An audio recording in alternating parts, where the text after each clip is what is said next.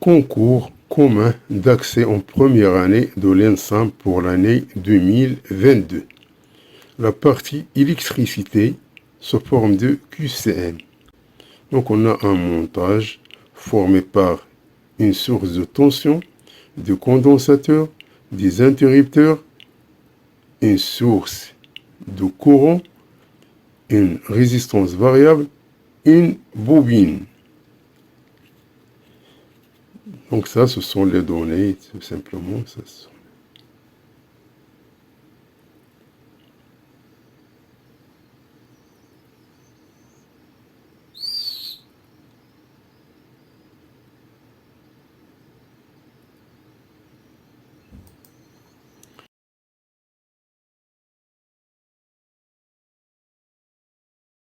À un instant choisi comme origine des dates, t égale à 0, la tension U à t égale à 0, elle est égale à 0 volts.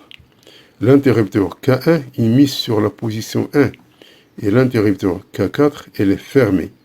Trouvez l'expression de I1 de t et I2 de t en fonction de I de t.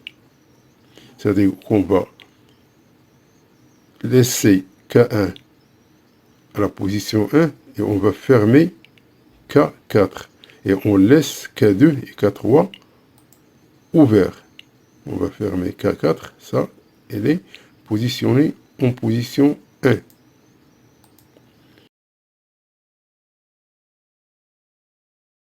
Donc, voici K1, il est en position K1, et on va fermer le K4.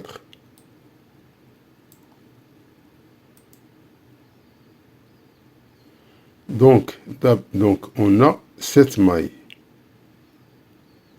Dans cette maille, on a U, c'est-à-dire la tension au bord de ce condensateur, est égale à cette tension plus cette tension. Les deux tensions ici sont en série, c'est-à-dire que le C et le C ici sont en série. Et les deux condensateurs sont en parallèle avec ce condensateur. Donc on a U de T est égal à U1 de T plus U2 de T. Et on a ici le nœud, c'est-à-dire que le courant principal I de T est égal à I1 de T qui circule dans C, plus I2 de T qui circule dans les deux condensateurs.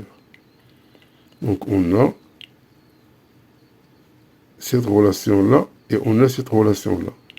Et on sait que la charge dans les armatures du condensateur, elle est égale à C fois UC de T. Donc la dérivée de dQ, c'est-à-dire I de T, elle est égale à C DUC sur DT. Donc ainsi, pour I1 de T, c'est le courant qui circule dans ce condensateur. Donc I1 de T, c'est C fois DU sur DT. I2 de T, elle est égale à C fois DU1 de T sur DT. Et qui est égal, qui est égal également à C DU2 de T sur DT. Car ils sont traversés par le même courant. Donc, on a I1 de T est égal à C DU sur DT.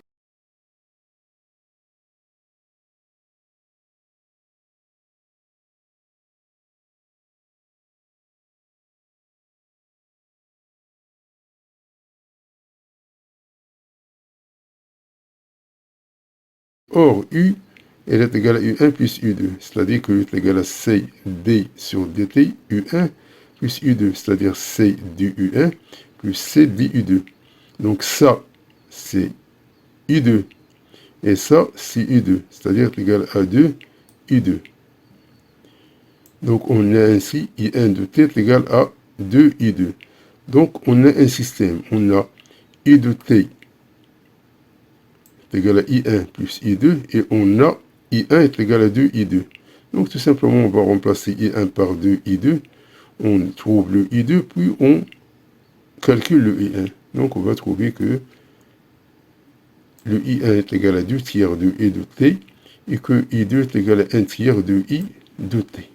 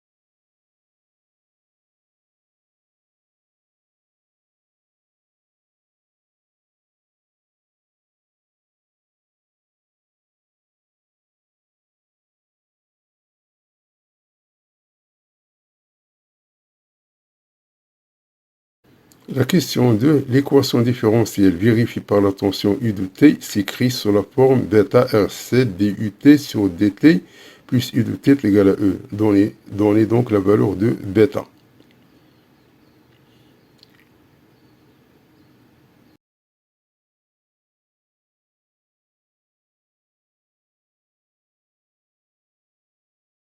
Donc la variable ici, c'est U de T. C'est la tension aux bornes de ce condensateur.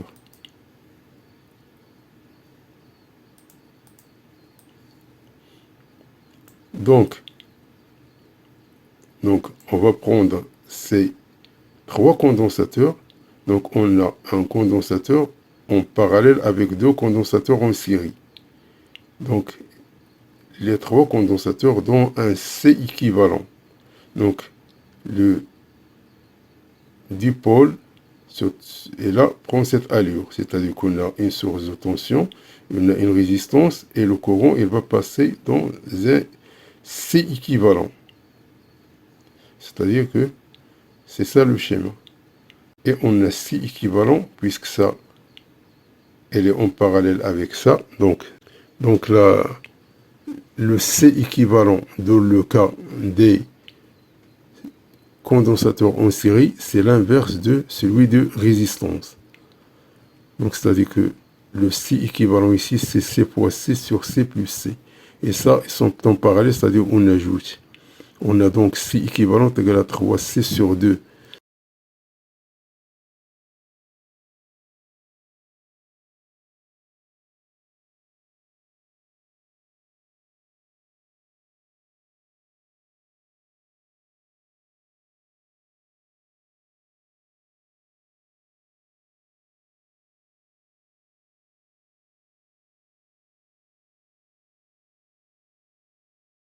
Donc, on a E moins R I, c'est égal à U de T.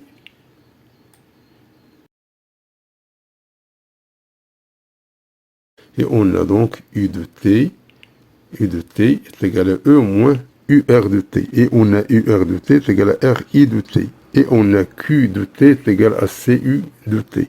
Et on a D de Q sur DT est égal à I.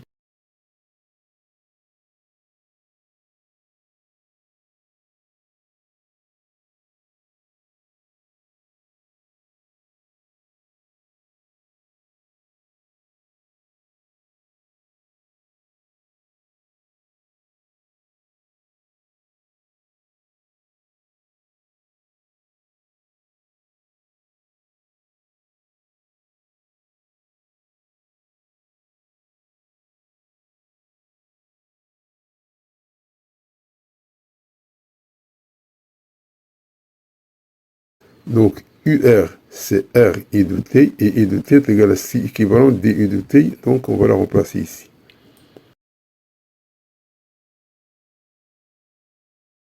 Donc, oui, on va regrouper tous les termes dans un côté. C'est-à-dire que ce terme-là plus ce terme-là est égal à E. Donc, on a ça, cette écriture,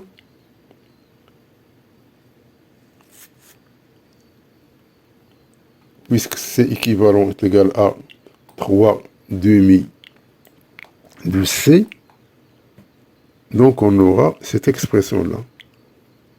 Et on a l'expression A donnée par l'énoncé.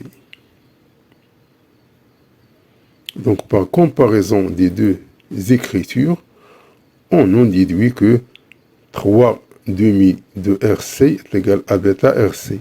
On simplifie par RC, il reste que bêta est égal à 3 demi.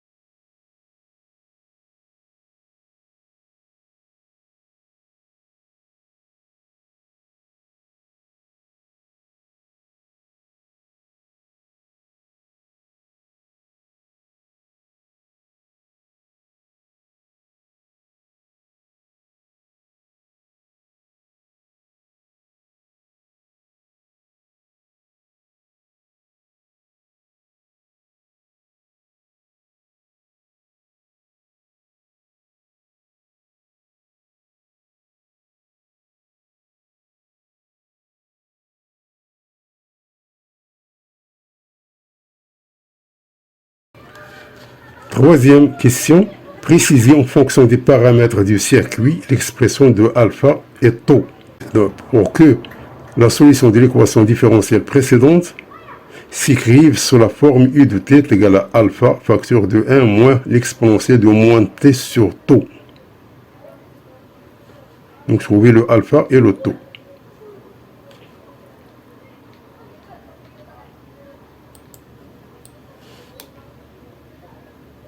Donc, on a l'équation différentielle. On a remplacé bêta par 3,5. Maintenant, on va diviser par 3,5 de RC. On va trouver cette expression-là. Donc, tout simplement, qu'est-ce qu'on va faire? On va faire un changement de variable. On va poser V de t est égal à cette expression-là. Donc, lorsqu'on dérive dV par rapport à dt, on va trouver cette expression-là. On va sortir le dUt sur dt. Donc, est égal à l'inverse. Donc, dUt sur dt, c'est 3 RC sur 2 dV de t. On va la remplacer ici. Donc, cette expression-là, on va la remplacer par cette expression-là. Et cette expression-là, on va la remplacer par V de t. On aura donc cette expression-là se transforme en cette expression-là. C'est-à-dire que on a ça est égal à moins V de t. Donc, on va changer tout simplement l'ordre. On va poser V de t ici et D de t ici.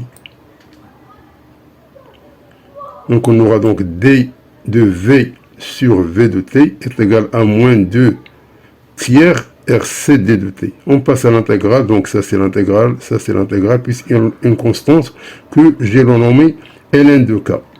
Donc, ça, l'intégrale, c'est ln de V de t. Ça, c'est t. Ça, c'est ln de k. Donc, on va tout simplement faire une soustraction. Ln de V de t moins ln de k est égal à cette expression-là. Ça, c'est ln de V de t sur k. On a est égal à ça. C'est-à-dire que V de t est égal à k, l'exponentielle de ce terme-là. Donc, ça, c'est V de t. Donc, maintenant, il faut qu'on remplace V de t par son expression, parce qu'on a fait un changement de variable. Parce que ce qu'on veut, c'est U de t. Donc, tout simplement, on va essayer de mettre... Donc, on aura donc U de t est égal à cette expression-là.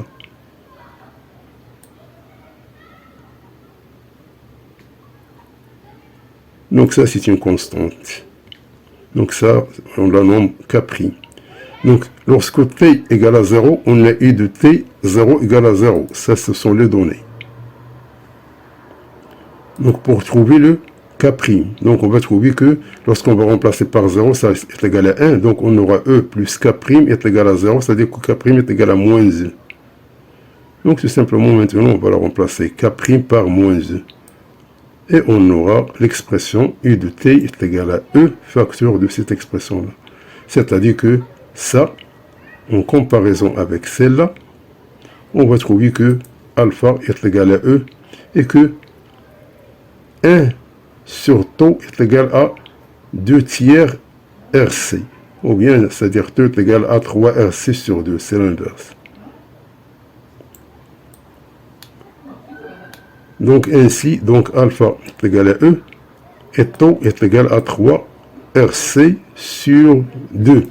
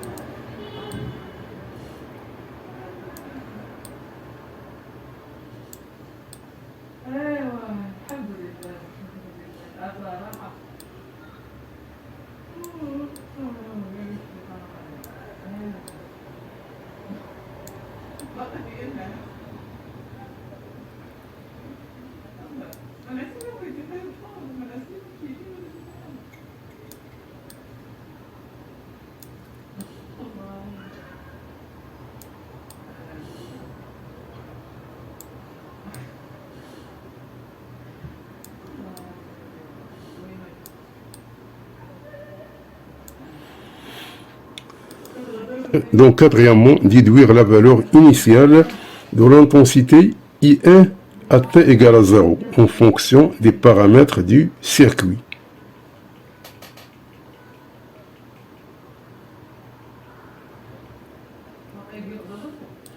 Donc, une fois on a trouvé le U de T, on peut trouver le I de T.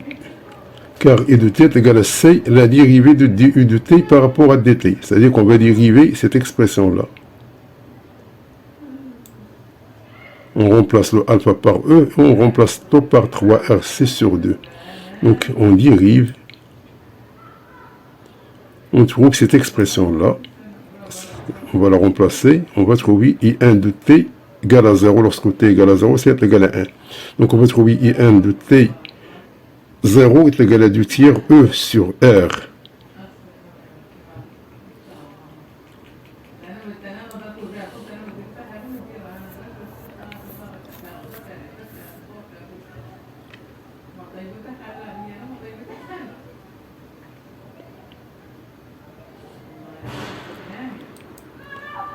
Cinquièmement, la courbe d'évolution de l'intensité I2 a une tangente à l'instant t égale à 0 d'équation y est égale à a de t plus b, avec a est égal à moins 20 sur 3 en milliampères par milliseconde et b est égal à 10 milliampères. Préciser la valeur numérique de I, t égale à 0 et tau, c'est-à-dire les coordonnées de I à l'instant t égale à 0 ainsi que tau.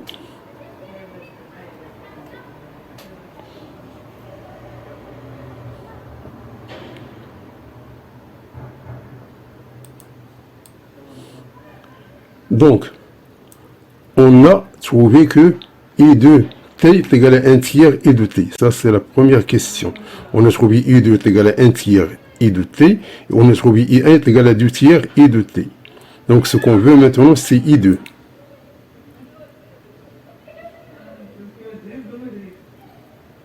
On a trouvé I1. Maintenant, on va trouver le I2. Donc, on a I2 est égal à 1 tiers de I de T. Donc l'équation de la tangente,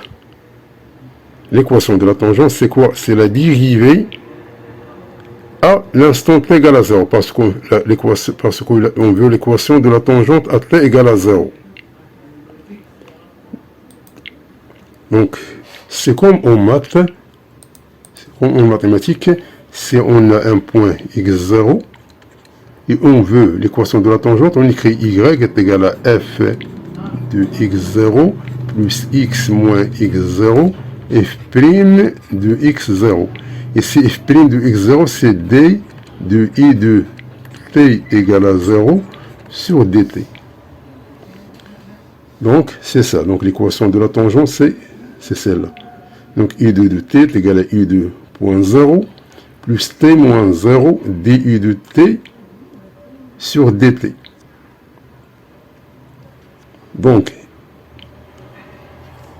Donc ceci nous donne di de t égale à 0 sur dt qui multiplie t plus i2 de 0. Donc ça s'écrit sous la forme at plus d. Donc c'est cette équation-là. Donc ils ont donné le a, ils ont donné le b.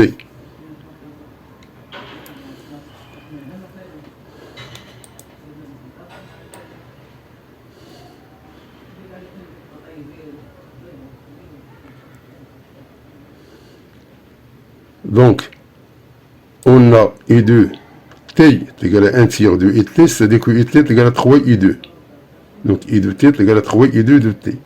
Donc, I à l'instant t égale à 0, c'est 3 I2 à l'instant t est égal à 0. Donc, lorsqu'on va remplacer par 0, il reste le B, c'est-à-dire c'est 3B. Et B est égal à 10, c'est-à-dire que I à l'instant t égale à 0, qui est égal à 3 I2 à l'instant t est égal à 0, est égal à 3 fois 10, c'est égal à 30 milliampères. Donc I, donc le I à t égale à 0 est égal à 30 milliampères. Donc le I à t égale à 0, il est égal à 30 milliampères. La tangente à la courbe d'évolution, il coupe l'axe de temps à un point appelé taux. Donc, si t est égal à taux, alors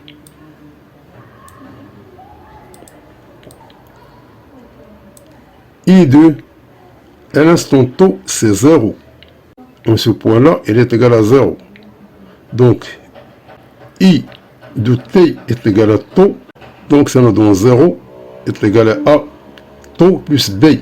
C'est-à-dire que taux est égal à moins B sur A. Donc, c'est moins 10 sur A. Et A, c'est rien d'autre que dI de t sur dt à l'instant t est égal à 0. Ça, c'est la pente de la tangente. C'est A. A est égal à cette expression-là.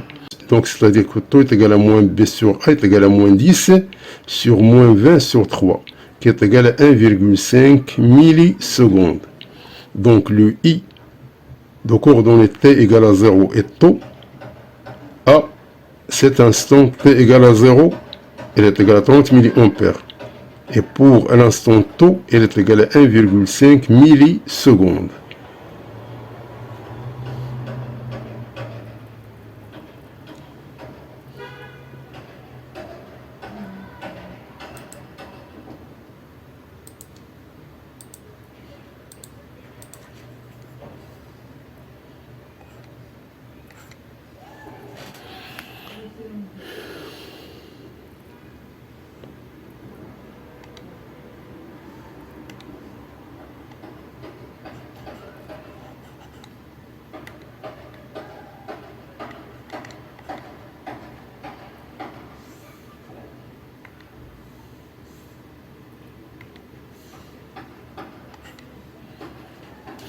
Donc I à l'instant t égale à 0, elle est égale à 30 milliampères.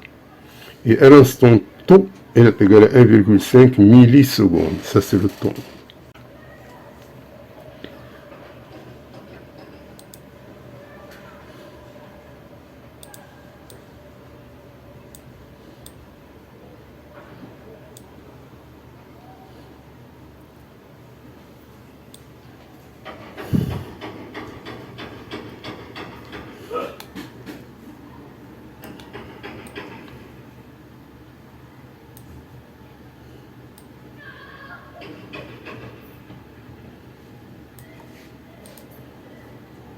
déduire la valeur de R et de C.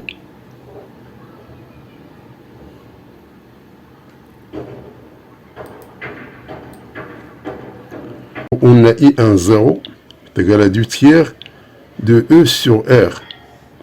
Et on a I1 de T est égal à 2 tiers de I de T. C'est-à-dire que à l'instant T égale à 0, on va remplacer ici. Donc I1 de 0, c'est 2 tiers. I de T égale à 0. Égale à 2 tiers de E sur R. On va simplifier par... Donc on simplifie par 2 tiers. Elle reste I de T égale à 0 est égal à E sur R.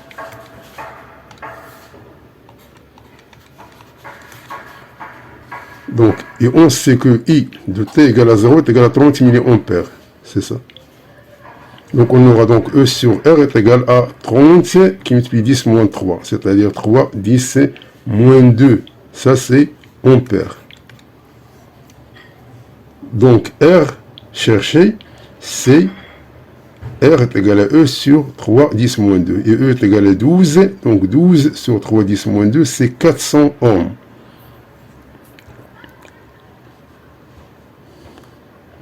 Donc une fois on connaît le R, on a taux est égal à 3 RC sur 2. Et on a taux est égal à 1,5 millisecondes. D'après l'exercice précédent, c'est là. Donc on va la remplacer pour trouver le C. Donc on va la remplacer ici. On va remplacer taux, le R, on tire le C. C'est-à-dire qu'on va trouver le C est égal à 2,5 microfarad.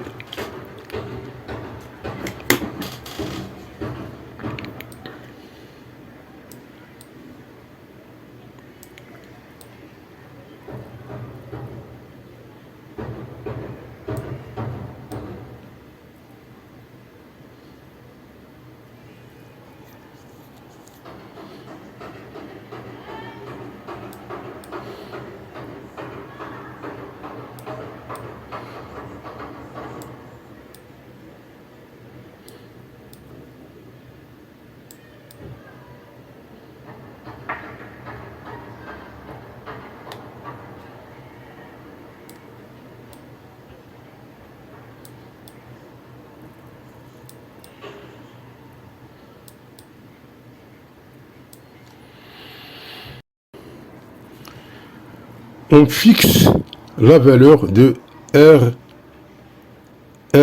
c'est-à-dire la résistance variable. On fixe la valeur à 50 ohms à un instant choisi comme nouvelle origine des dates, T égale à 0. L'énergie électrique emmagasinée dans le condensateur ayant à ses bords la tension I de T et E d'indice E à T égale à 0 égale à 0,18 millijoules. L'intensité du courant à l'instant T égale à 0 est égale à 0 ampère. L'interrupteur K1 est mise sur la position 2 et l'interrupteur K4 est ouvert. Les interrupteurs K2 et K3 sont fermés. Donc préciser en fonction des paramètres de montage les expressions de A et B pour que l'équation différentielle vérifiée par la tension I de T soit de la forme D au carré de U sur dt au carré plus AD de U sur dt plus BU de T est égal à 0. Donc maintenant, on va positionner K1 dans la position 2. On va ouvrir le K4 et on va fermer le K2 et le K3. Donc on a cette situation-là. Donc le K1, elle passe à 2. On ferme le K2 et le K3. Ça, c'est ouvert. Et cette résistance, on a fixé sa valeur. Donc on a ce schéma-là et devient celle-là.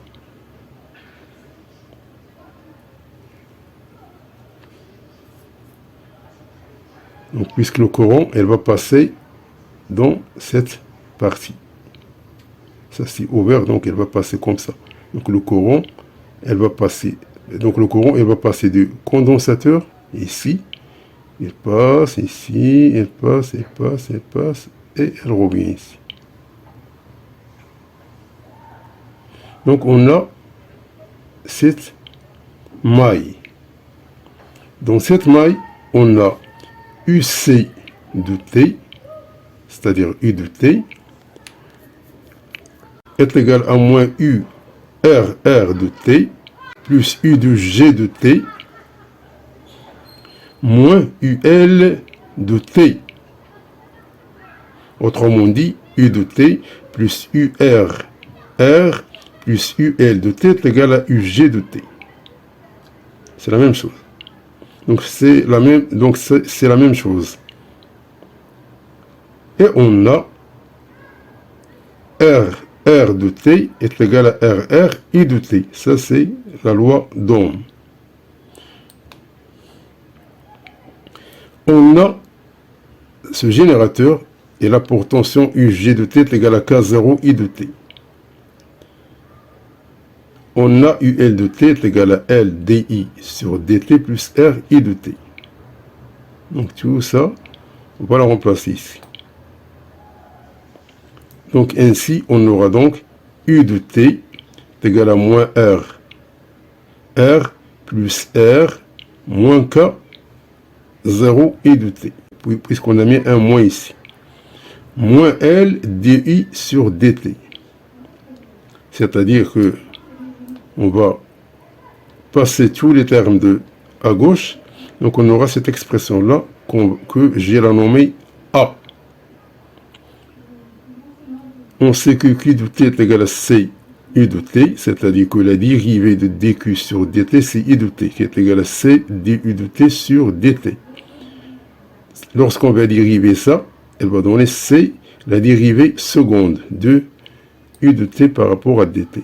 Donc on va la remplacer ici. Donc le I de T, on va la remplacer ici. Et la dérivée, on va remplacer par cette expression-là. Donc on a ainsi cette expression-là. Donc le A devient cette expression-là, c'est-à-dire que après division par LC, on va trouver cette expression-là. Donc on va trouver cette expression-là. Cette expression, c'est celle-là. Donc on a ça c'est donné par l'énoncé. Et ça, qu'on vient de trouver. Maintenant, tout simplement, on va essayer de comparer les deux écritures. Donc, on en déduit que le A, c'est le terme qui est multiplié par la dérivée de I de T. Donc, c'est ce terme-là. Donc, on a ici, dans cette situation-là, d'après l'énoncé, c'est-à-dire que on a le R d'indice R moins K0, il est négligeable devant la résistance R. C'est-à-dire que ce terme-là, il est à peu près égal à R sur L. Et concernant le B, on trouve que c'est égal à 1 sur LC. Par comparaison, parce que le B, c'est le terme qui est multiplié par U de T. Donc B est égal à 1 sur LC. On a donc ainsi A est égal à peu près à petit r sur L. Et on a B est égal à 1 sur LC.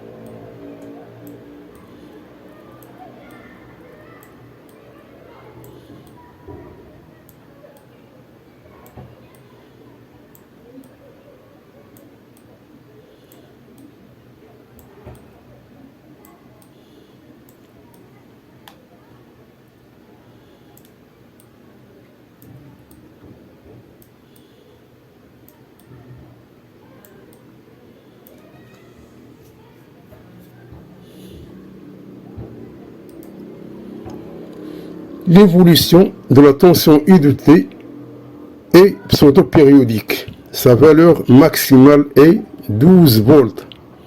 Et elle a une pseudo-période supposée égale à la période propre T0 qui est égale à 10 millisecondes. Trouver la valeur de L et de C. On prendra pi au carré est égal à 10.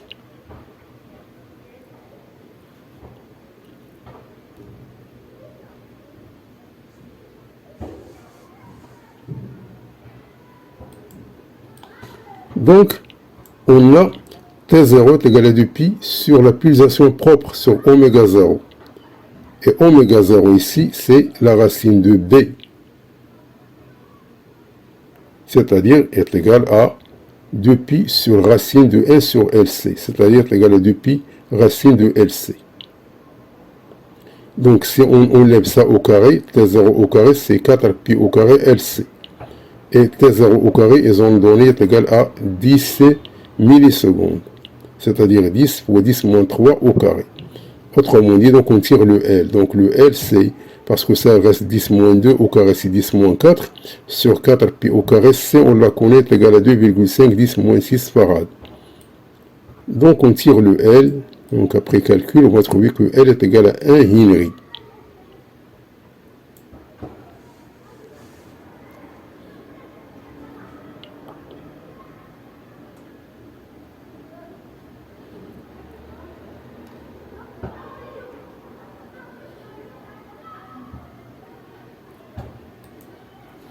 La question numéro 9, à un instant choisi comme nouvelle origine des dates, c'est-à-dire T égale à 0, l'intensité du courant I, T égale à 0, est égale à 0 ampère. Et on ouvre à cet instant l'interrupteur K2. La courbe sur la figure 2 représente l'évolution de l'énergie totale ET du circuit en fonction du temps.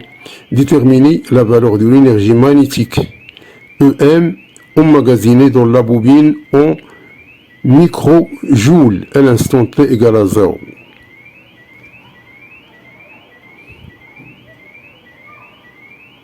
Donc voici la courbe d'évolution.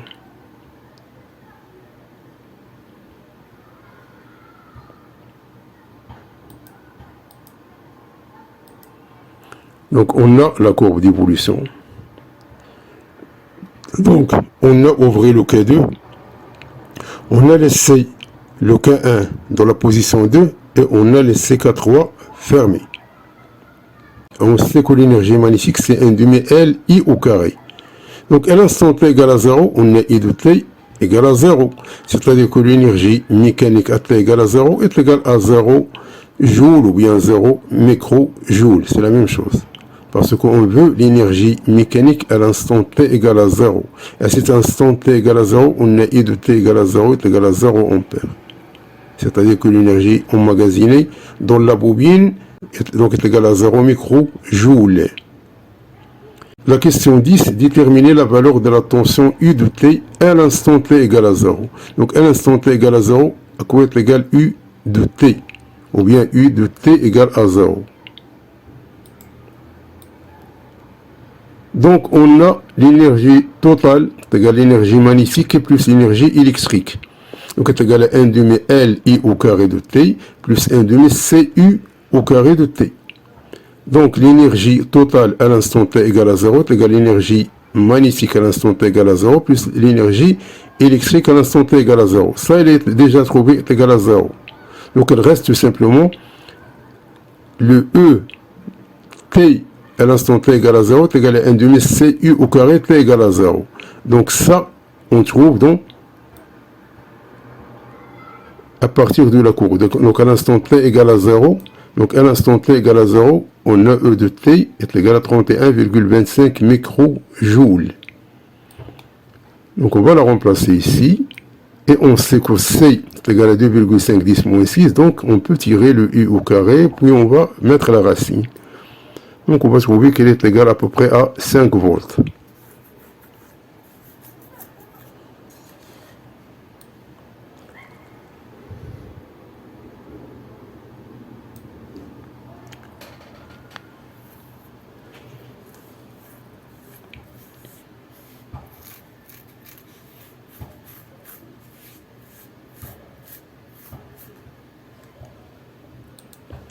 La question numéro 11, déterminer la valeur en microjoules de l'énergie dissipée par effet joule à l'instant T égale à 20 millisecondes. Donc l'énergie dissipée par effet joule dans les résistances. à l'instant t égale à 20 millisecondes. Donc, l'énergie dissipée par FJ à l'instant t est égale à 20 millisecondes, c'est-à-dire 2,10 moins 2 secondes. On a l'énergie dissipée par FJ est égale à moins l'énergie totale. Donc, l'énergie dissipée par FJ à l'instant t égale à 20 millisecondes, moins l'énergie de joule à l'instant t égale à 0, est égale à moins E de t pour 20 millisecondes, moins E de t pour 0 millisecondes. Donc ça, il n'y a rien, puisqu'il n'a pas encore dissipé de l'énergie. Donc à l'instant t égale à 20 millisecondes, donc ça, moins avec moi, ça devient plus. Donc c'est ET à l'instant 0 millisecondes, moins ET à l'instant 20 millisecondes. Donc ça, ET à 0 millisecondes, donc d'après la courbe, c'est 31,25. Et donc ça, donc à l'instant t égale à 0, c'est 31,25. À l'instant 20 millisecondes, c'est 11,25. Donc c'est du calcul tout simplement. Donc on va trouver que l'énergie dissipée par FJ à l'instant t est égale à 20 millisecondes, c'est 31,25 moins 11,25, c'est-à-dire c'est 20 microjoules. Donc l'énergie dissipée par FJ à l'instant 20 millisecondes, ce n'est rien d'autre que 20 microjoules.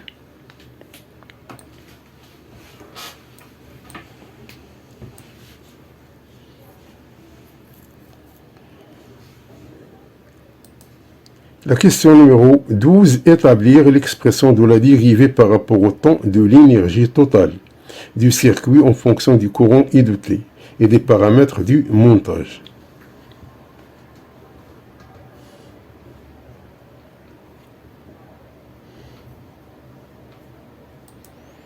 Donc on a l'énergie totale est égale à l'énergie électrique plus l'énergie mécanique qui est égale à moins l'énergie dissipée par FJ. Et on a l'énergie dissipée par FJ, ce n'est rien d'autre que, c'est-à-dire dissipée au niveau des résistances ohmiques. C'est-à-dire c'est R d'indice R plus R I au carré de T qui multiplie T. Parce que ça c'est UI de T. L'énergie est égale à U fois I de T. Et puisque U est égal à R fois I, c'est pour cela qu'il est égal à R plus R I au carré multiplié par le temps. Lorsqu'on va dériver cette expression-là, c'est-à-dire qu'on va enlever tout simplement le temps. Donc le reste est égal à moins, puisque ça est égal à moins, donc le reste est égal à cette expression-là. Donc la dérivée de ce terme-là par rapport au temps est égal à moins R d'indice R plus R I au carré de T.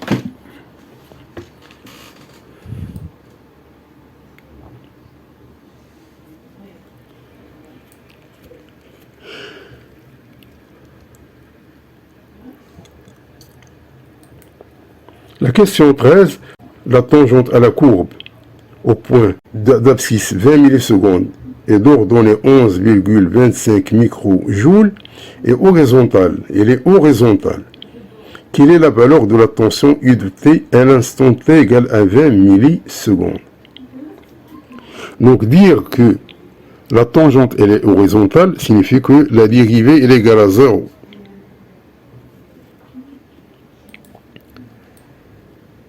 Donc, en ce point, T égale à 20 millisecondes.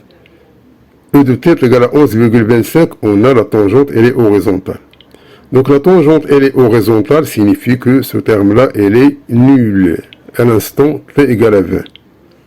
Donc à l'instant T égale à 20, ce terme-là, il est nul. Car ça, c'est la pente de la tangente. Donc puisqu'il est horizontal, c'est-à-dire que la pente n'existe pas. La pente, elle est égale à 0.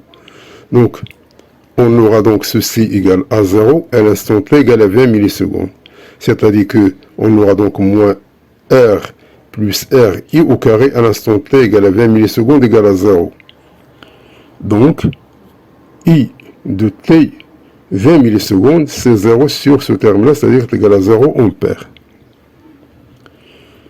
On a trouvé donc I de T à l'instant 20 millisecondes est égal à 0, on perd. Et on sait que E T de T, c'est-à-dire l'énergie totale, est égal à l'énergie électrique plus l'énergie mécanique, est égal à ce terme-là. Donc on va remplacer, pour T égale à 20, on va remplacer, ça c'est égal à 0. Donc il reste T de T égale à 20 millisecondes, qui est égal à 11,25 microjoules, c'est-à-dire 10 moins 6 joules, est égal à 1 demi CU au carré de T, car ce terme-là est égal à 0. Donc il reste ce terme-là. Donc ainsi, donc, on va trouver U au carré, puis ainsi de suite. Donc on va trouver que U, à l'instant T, est égal à 20 millisecondes, et est égal à 3 volts.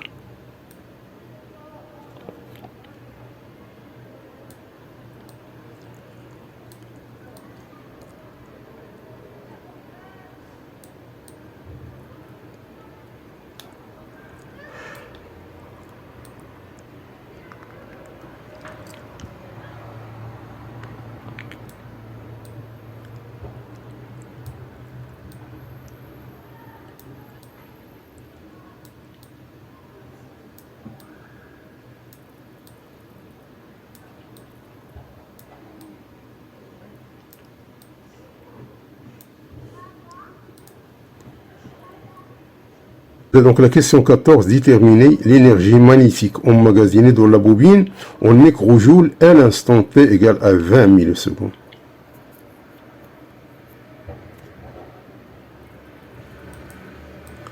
Donc tout simplement on sait que I à l'instant T égale à 20 millisecondes, il est égal à 0. Donc l'énergie magnétique elle est égale à 0. Que ce soit à T égale à 0 ou bien à T est égal à 20 millisecondes. Ça reste égal à 0. Le QCM concernant la radioactivité. Donc, on donne la vitesse de la lumière dans l'air. La limite de vie du carbone, 14 et de 5600 années. La longueur d'onde de la lumière orange dans le vide est lambda 0 qui est égal à 624 nanomètres. On donne un terahertz égal à 10 à la puissance 12 Hz. Donc la question numéro 15, la valeur de la fréquence F en terahertz de cette radiation est d'environ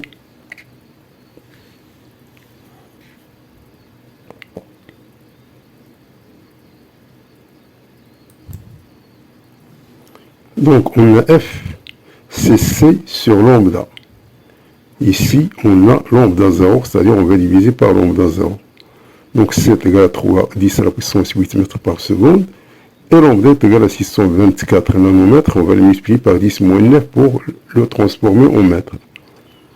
D'où F est égal à 3 sur 624. 8 plus 9, ça fait 10 à la puissance 17. Donc est égal à 0,004808 Hz. C'est-à-dire est égal à 48,08 10 à la puissance 11 Hz. C'est-à-dire est égal à 480,8 10 à la puissance 12 Hz. C'est-à-dire est égal à 481 10 à la puissance 12 Hz. Et 10 à la puissance 12 Hz, c'est un tera. D'où F est égal à peu près à 481 terahertz.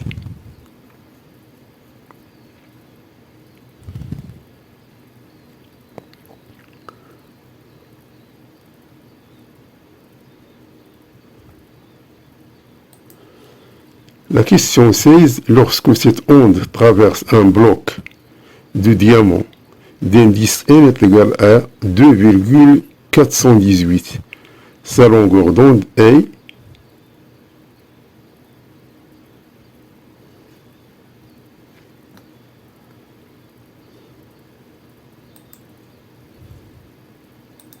donc ici la lumière, elle va traverser un autre milieu. On sait que la relation entre la vitesse de la lumière et la vitesse du milieu, elle est donnée par l'indice du milieu, c'est-à-dire l'indice est égal à C sur V. Donc V est égal à C sur N. Donc quand N passe de 1, c'est-à-dire indice de vide, vers N' qui est égal à 2,418 indice de diamant, alors donc V diminue, entraîne lambda diminue. D'où lambda, il va diminuer.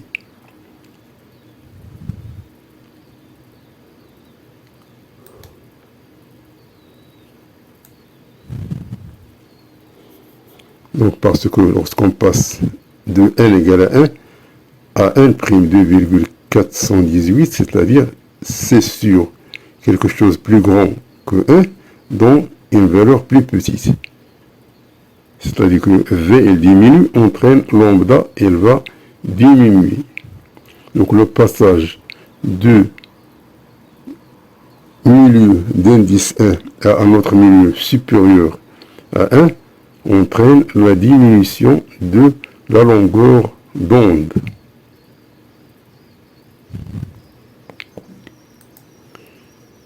La question 17, la longueur d'onde lambda en nanomètres de cette radiation dans ce bloc de diamant vaut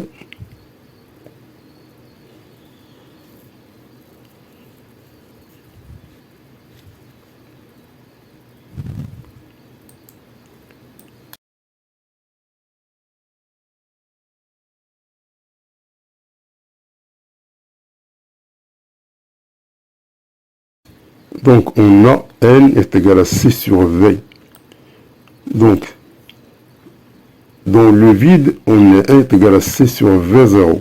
Et dans un milieu d'indice N, on a N est égal à C sur V.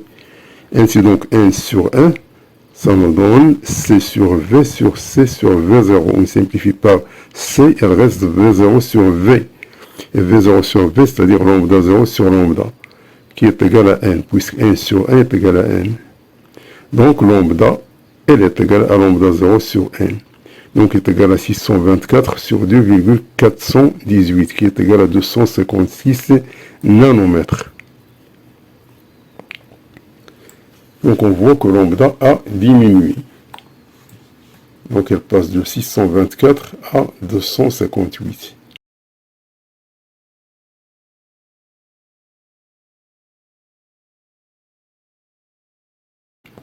La question 18, la vitesse V en mètres par seconde de propagation de cette lumière dans ce bloc de diamant a pour valeur environ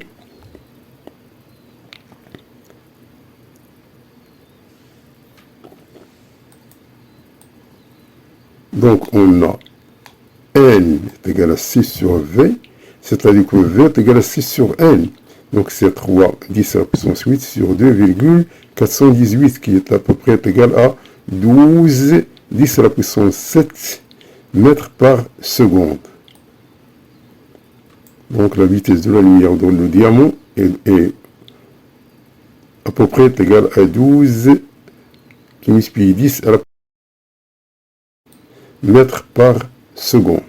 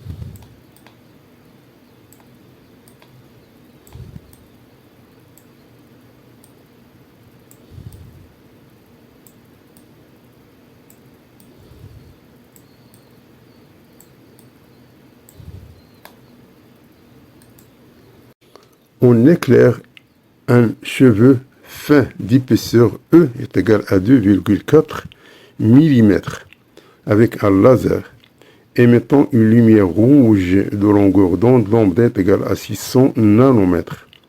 On observe sur un écran placé à une distance D égale à 2 mètres du cheveu une tache centrale de largeur grand L. Donc la question 19, la fréquence en Hertz de l'onde lumineuse émise par ce laser.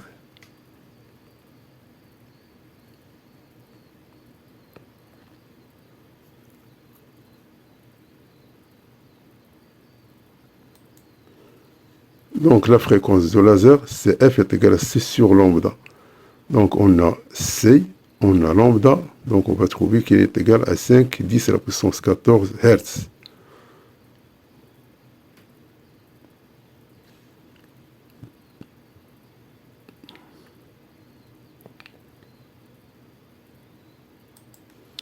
Donc la question 20, lorsque cette lumière rouge se propage dans le verre, indice de réfraction 1,5, la fréquence de cette onde, est-ce qu'elle va diminuer, est-ce qu'elle va augmenter, est-ce qu'elle va rester constante?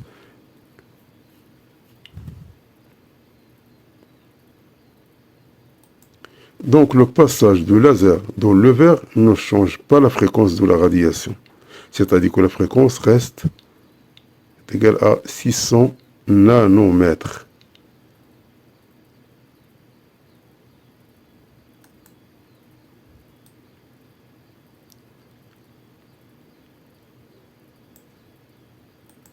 La question 21, l'écart angulaire θ entre le milieu de la tache centrale et la première tache sombre est donné par, on considère que θ est petit et exprimé en radians.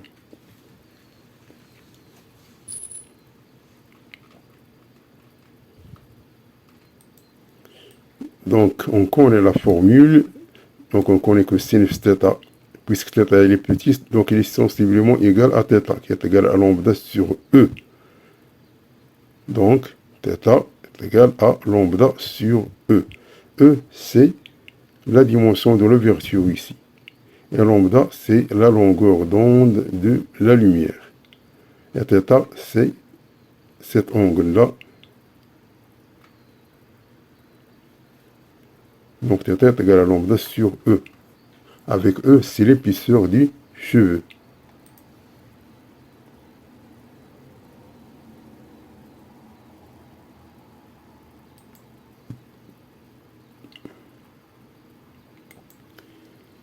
La question 22, l'écart angulaire θ augmente quand? Donc d'après cette écriture, donc pour augmenter θ, il faut diminuer l'épaisseur E, car θ et E sont inversement proportionnels. C'est-à-dire que augmenter cette valeur, diminuer cette valeur. Diminuer cette valeur, augmenter cette valeur. Donc pour que ça soit plus grande, il faut que le E soit plus petit. Donc comme lambda est constant, donc θ augmente quand le E diminue. Donc θ, pour l'augmenter, il faut diminuer l'épaisseur.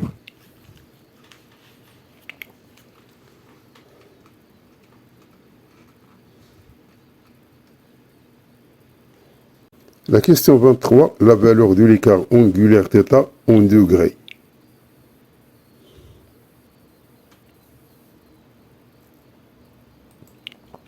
Donc on a θ est égal à lambda sur E. On a lambda, on a le E.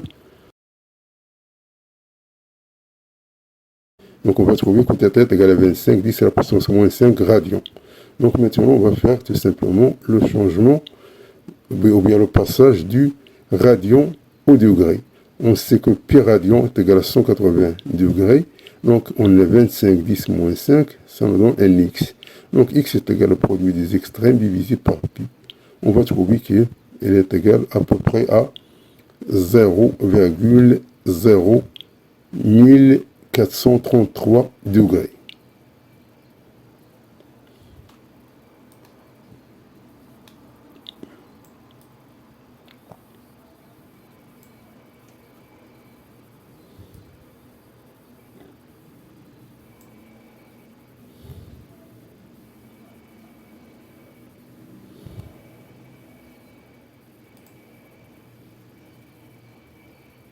La longueur de la tâche centrale en centimètres a pour valeur. Donc la largeur de la tâche centrale.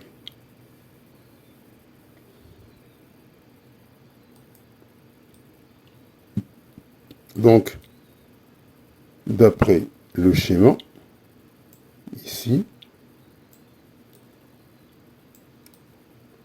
on voit que tangente θ, elle est égale à L sur 2, divisé par grand D. Et tangente θ, elle est à peu près égale à θ. Et θ est égal à lambda sur E. Donc, d'où on aura tangente θ égale à L sur 2 sur grand D qui est égal à lambda sur E qui est à peu près égal à θ. C'est-à-dire, maintenant, on peut sortir le L.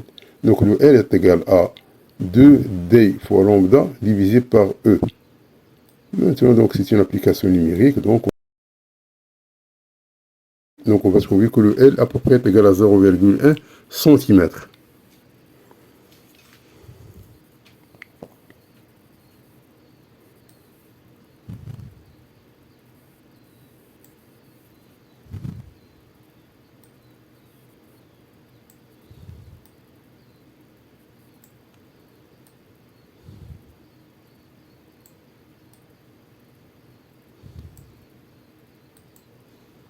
En utilisant un laser émettant une lumière bleue, l'écart angulaire θ.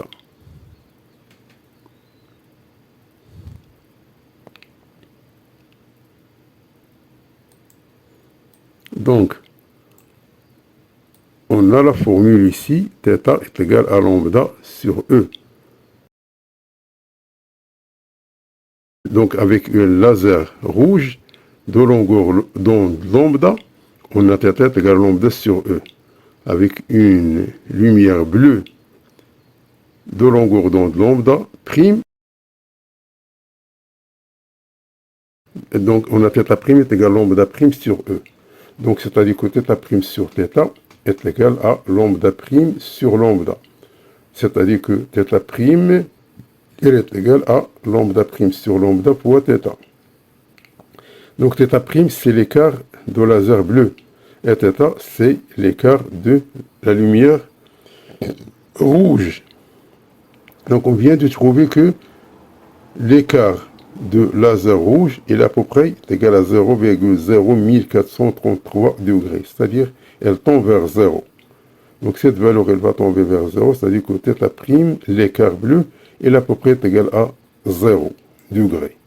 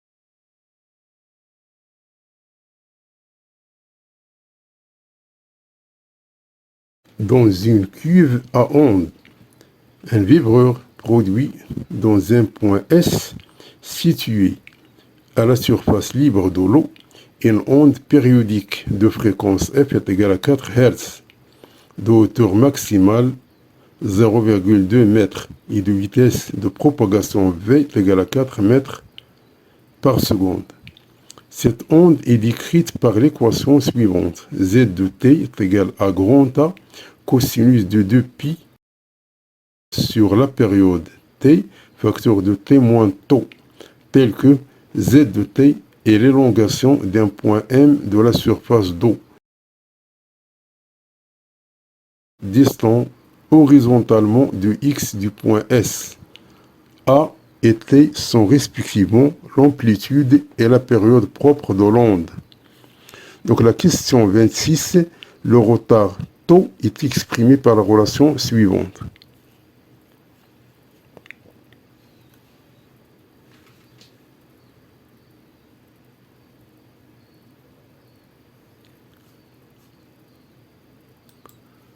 Donc, on a ici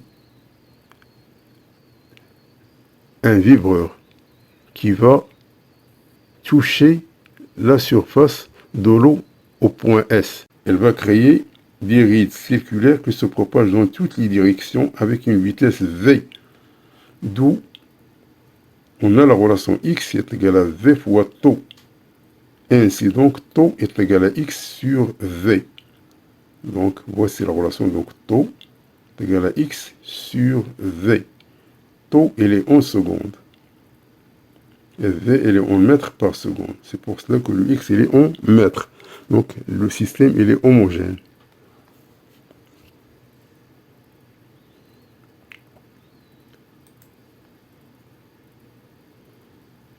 La question 27, la vitesse de déplacement vertical, v vertical, en mètres par seconde à l'instant t égale à 4 secondes, et à un point M de la surface de l'eau distant de 4 mètres du point S vaut.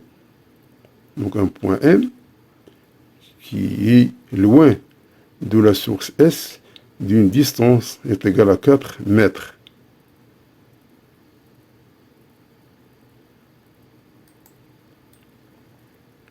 Donc, on a, d'après l'énoncé, on a l'équation de propagation. Donc, on a Z de t est égal à A cosinus de 2pi sur grand T, facteur de T moins tau. Et le A est égal à 0,2. Ça, c'est maximal, c'est la hauteur maximale. Puisqu'ici, on écrit Zm. Z de t est égal à Zm cosinus. Ça, c'est Zm, c'est-à-dire ça, c'est la hauteur maximale, ou bien l'élongation maximale. Donc ça, c'est 0,2 cosinus de 2pi sur la période, facteur de t et tau, il est égal à x sur v. Donc on a v est égal à 4 mètres par seconde. Donc ça, c'est l'énoncé. C'est l'énoncé 4 mètres par seconde. Donc ici. Donc, T, il est égal à 1 sur F. Et tau est égal à X sur V. Donc V est égal à 4, donc X sur 4. Donc on va l'écrire ici. Donc on a 0,2 2pi fois F facteur de T moins X sur 4.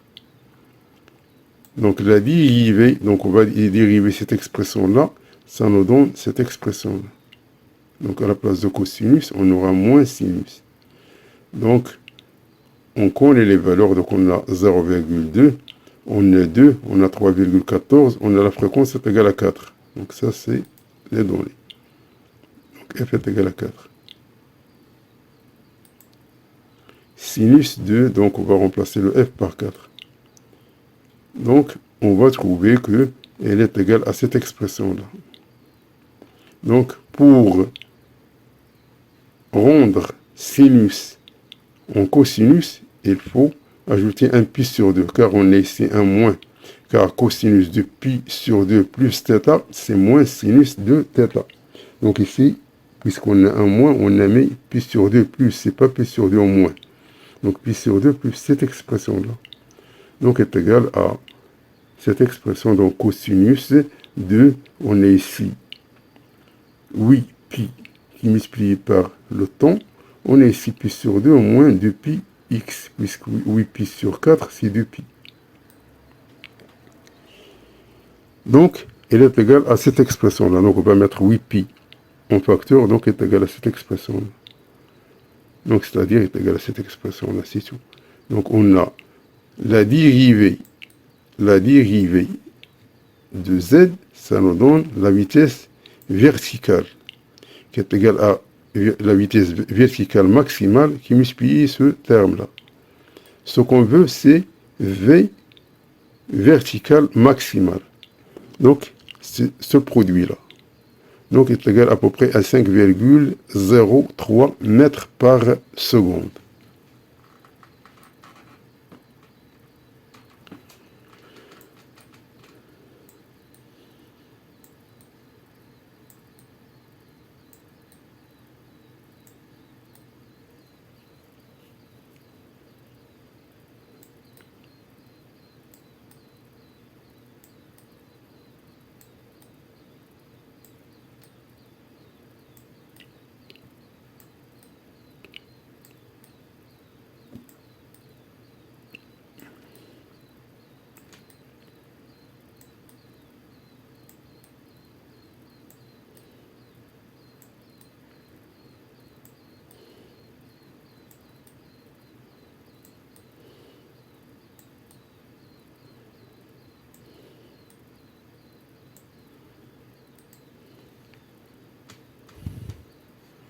La question 28, on émet à l'aide d'un haut-parleur un signal sonore sinusoïdal.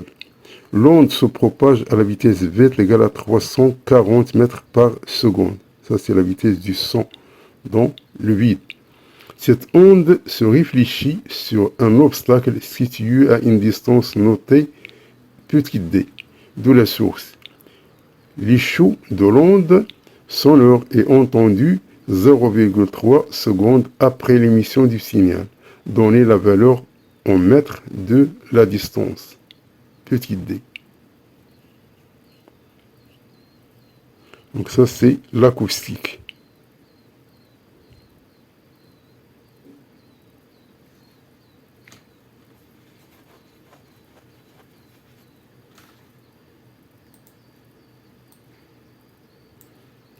Donc, entre l'émission et la réception du son, alors la distance parcourue est de d, car le son, elle part et elle se réfléchit sur un obstacle, puis elle retourne. Puis on entend ici le son. C'est-à-dire que le son, il parcourt 2D. Donc on a 2D. C'est-à-dire que la vitesse est égale à 2D sur delta t. Et delta t est égal à tau. D'où V est égal à 2D sur tau. Ainsi donc D est égal à V fois tau sur 2. Donc V est égal à 340 et tau est égal à 0,3 divisé par 2, ça nous donne 51 mètres.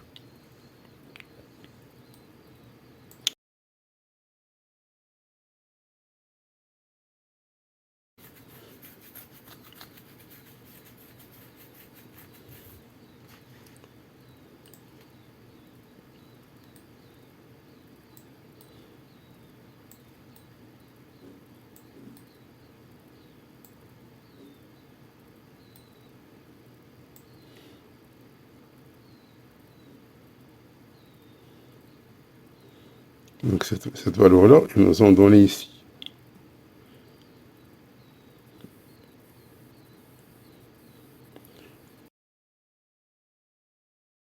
Donc on passe encore à la radioactivité.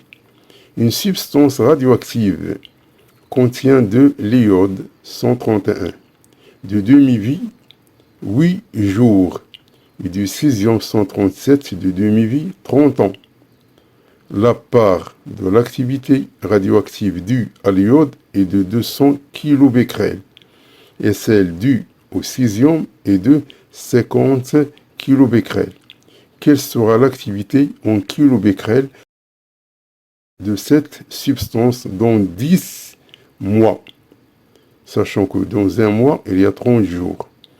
Ce qu'on veut, c'est l'activité de la substance, c'est-à-dire la substance, elle est formée par l'iode et par le césium.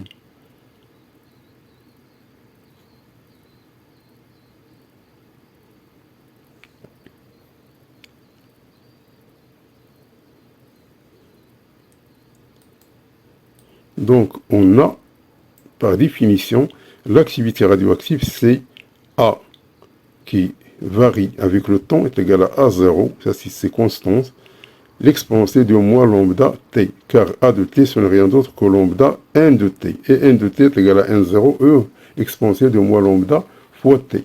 Et on sait que lambda, c'est ln de 2 sur tn demi. C'est-à-dire, on va remplacer lambda par ln de 2 sur tn demi.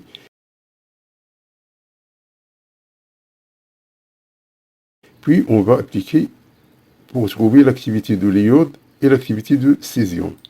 Donc, ainsi, l'activité de l'iode, c'est A0 de l'iode, l'exponenciée de moins lambda t. Et l'activité de l'iode, c'est 200. C'est 200 kilo becquerel. Et la demi de vie, c'est 8 jours. Donc ici, T1 demi, c'est 8 jours. On veut l'activité dans 10 mois, c'est-à-dire 10 fois 30 jours. Donc 10 fois 30. Donc à peu près, on trouve que cette valeur-là, elle est très proche de 0 kilobecquerel.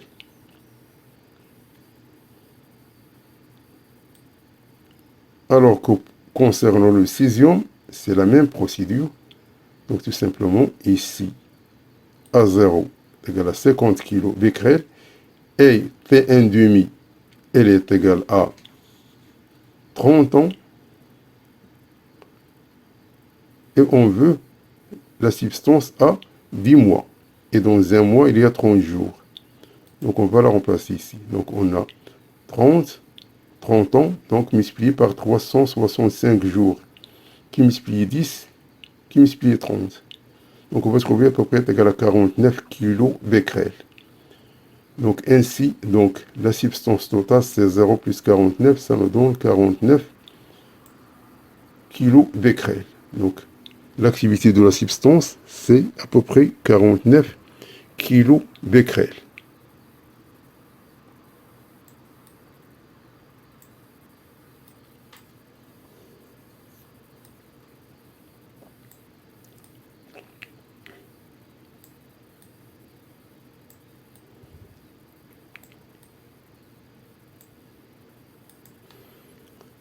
Pour un être vivant, on définit le rapport petit r est égal à n de carbone 14 sur n de carbone 12.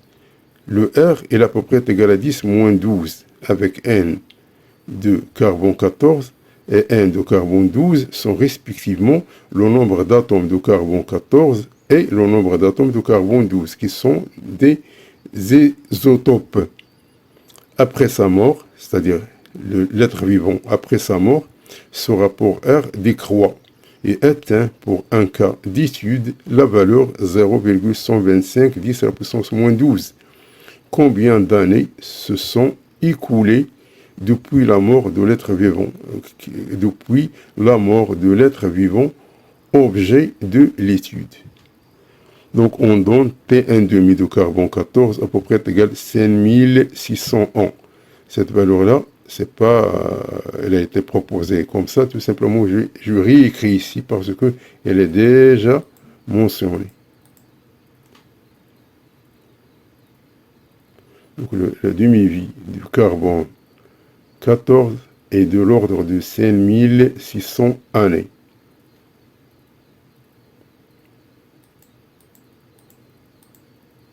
Donc c'est pour ça, moi je l'écris ici tout simplement.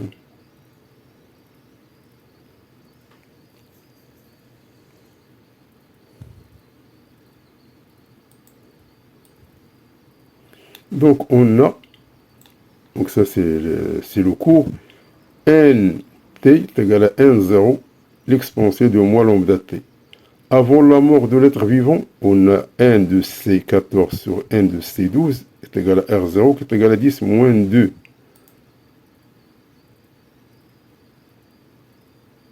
Égal à 10 moins 12. Égal à 10 moins 12.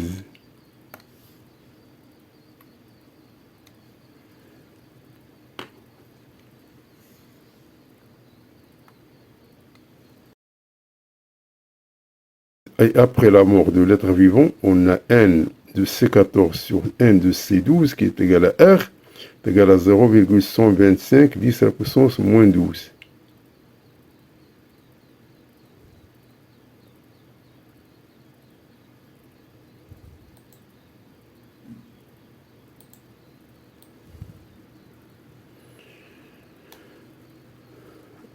Donc, on a cette valeur-là, donc R de T est égal à R0, l'exponentielle de moins lambda de T. Donc, c'est-à-dire que R de T, c'est 0,125 10 à la puissance moins 12.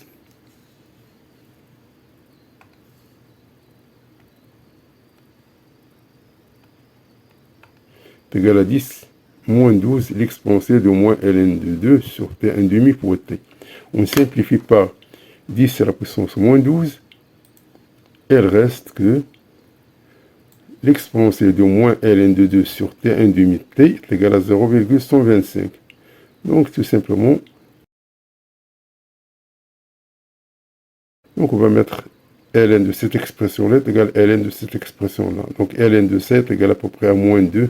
Donc, avec le moins son part, c'est-à-dire que T, on va trouver que est égal à, donc, TC2 qui multiplie T1 demi sur ln de 2. Puisque T1 demi est égal à 5600, on va trouver que T à peu près est égal à 16 000 ans.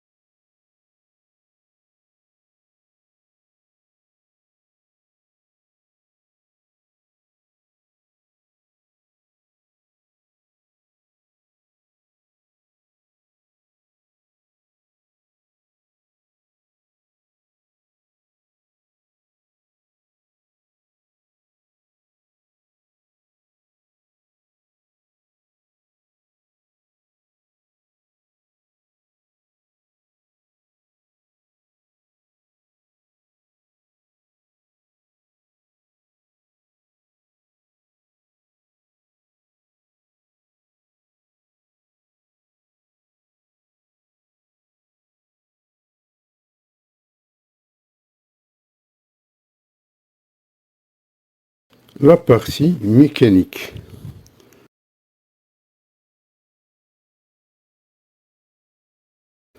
On suppose que l'accélération de l'apesanteur est constante et à peu près égale à 10 mètres par seconde carré dirigée vers le bas. Donc, le problème subdivise en deux parties indépendantes.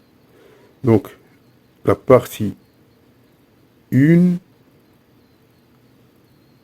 donc on a une bille qui va parcourir ce chemin-là. Donc, on a une bille qui va parcourir ce chemin ici. C'est-à-dire tout simplement, on a une partie rectiligne, on a une courbure. Ici, ça, c'est la chute libre. Donc, il va partir de C à D. Donc, tout ça, c'est écrit dans ce texte ici. Ça, ce sont les données.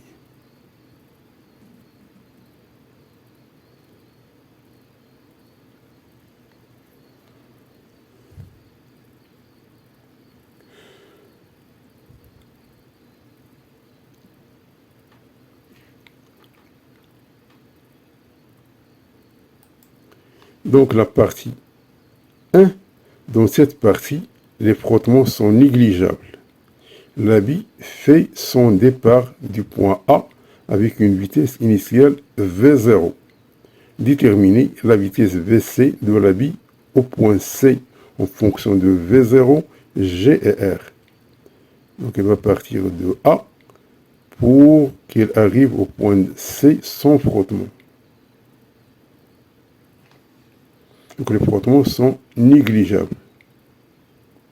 Et elle part avec une vitesse V0 qui est parallèle à l'axe des X.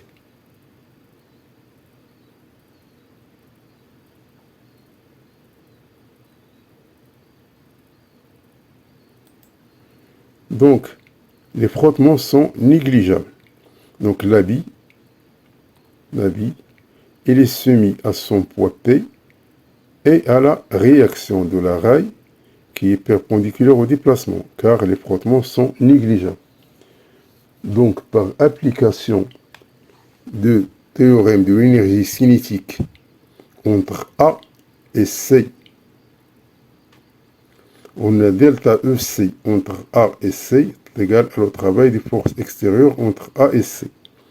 C'est-à-dire que 1 demi 1 VC au carré moins 1 demi 1 VA au carré est égal au travail des forces entre A et C. C'est-à-dire les forces sont P et R. Donc on a, puisque les frottements sont négligeables, donc ce travail-là est égal à 0. Donc il reste tout simplement le travail de P entre le point A et le point C. Quand on dit A et C, on parle de la hauteur, c'est-à-dire on parle d'une distance. C'est-à-dire le A, c'est comme B. Même niveau. C'est-à-dire c'est P fois cette distance-là. Ça, c'est 2R. Ça, c'est R et ça, c'est R. Donc, on a donc le travail de P entre A et C. C'est P, produit scalaire BC. Donc, ils sont de sens contraire. Donc, c'est MG fois 2R fois AY. Donc, le produit scalaire de G, puisque G, elle est descendue vers le bas, et AY, elle est vers le haut, c'est-à-dire que ça, c'est cosinus de pi. Et cosinus de pi, c'est moins. D'où le travail de P entre A et C, c'est moins 2 MGR. Donc, on aura donc 1 demi 1 VC au carré, moins 1 demi 1 VA au carré, est égal à moins 2 MGR. Donc, VA, ce n'est rien d'autre que V0. Puisque ça, c'est donné par l'hypothèse.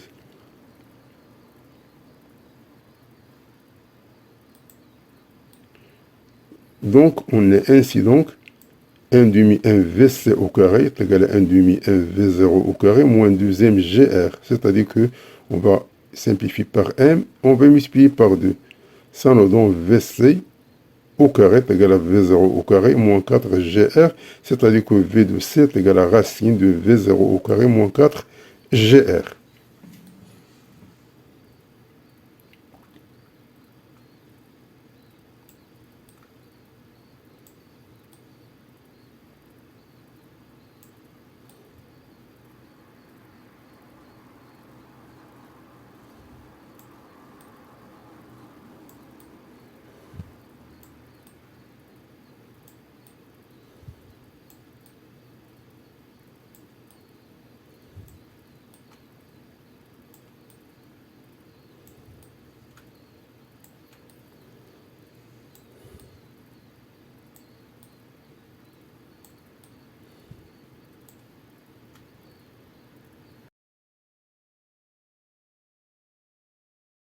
Donc, la question 32.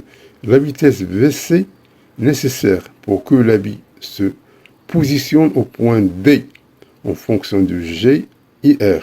On pourra choisir le repère fixe C, X', Y' tel que X' c'est moins X et Y' c'est moins Y. C'est-à-dire on veut la vitesse de VC pour que l'habit se positionne au point D.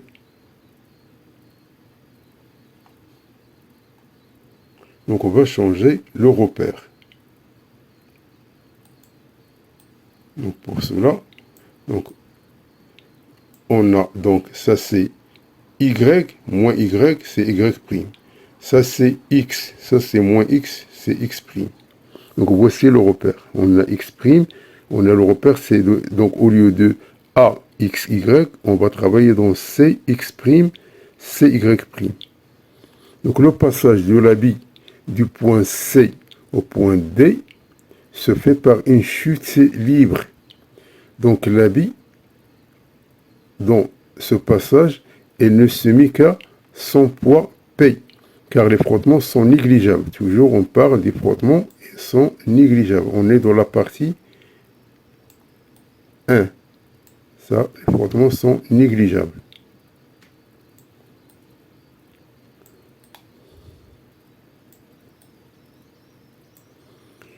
Donc, on va appliquer le principe fondamental de la dynamique. Dans le cas où l'habit il est en chute libre. Donc, on a le poids est égal à m fois l'accélération. Donc, ça, c'est l'accélération du centre d'inertie G de l'habit. Donc, puisque P est égal à mg, donc on simplifie par m, il reste ag est égal à g, donc c'est constante. Donc, ainsi, donc, on va projeter cette relation sur x', y'. Donc, selon x', il n'y a rien, car g, elle est descendant, c'est-à-dire. Donc, cette valeur-là est égale à 0. Et la projection sur y', elle est égale à mg. Donc, une première dérivation, c'est-à-dire que, ça c'est connu, c'est-à-dire que dx' sur dt est égal à l'intégrale de 0, c'est-à-dire c'est une constante. Et ça me donne g de t plus une autre constante. Donc, x' est égal à la constante pour t plus x' 0. Et y' est égal à 1 demi de gt au carré, plus la constante prime pour t plus y' de 0. Donc, la constante et x' de 0, ainsi que la constante et y' de 0, ont une relation avec l'état initial, c'est-à-dire à t égale à 0. Donc, à t égale à 0, la constante, c'est v de c, concernant cette partie-là. Car x', c'est la vitesse de l'habit quand elle arrive au point C, en partant de A, quand il arrive au point C, c'est-à-dire la question précédente. Donc, en arrivant à ce point-là, il a une vitesse qui est tangente, c'est-à-dire qui est parallèle avec x'. Donc, la constante ici, ce n'est rien d'autre que Vc. Et x' de 0, c'est 0. La constante selon y, c'est 0. Et y' de 0, c'est 0. Donc, on aura donc x' est égal à vct, et on a y' est égal à 1 demi gt au carré. Donc, on va prendre le t pour trouver l'équation de la trajectoire. On va prendre le t est égal à x' de t sur vc, on va la remplacer ici. Donc, on a ainsi l'équation de la trajectoire. C'est cette partie. Donc, y' de t est égal à 1 demi gx' au carré t sur vc au carré. Donc ça, c'est l'équation de la trajectoire. Donc l'habit, on veut qu'il se positionne au point D. Donc s'il arrive au point D, donc D pour coordonnées, ça, selon x', ça c'est 2R. Ça c'est 2R, et elle est donnée par l'hypothèse.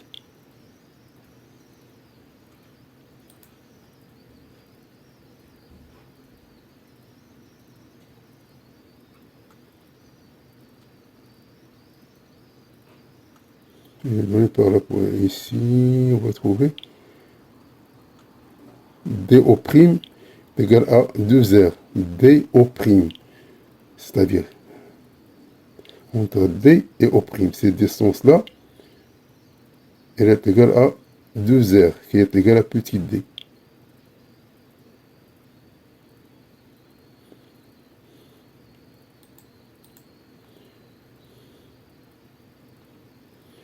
Donc, D, donc D, selon X', elle a cette distance petit d qui est égale à 2R, et à partir de C jusqu'au D, D, elle a du même niveau que E'.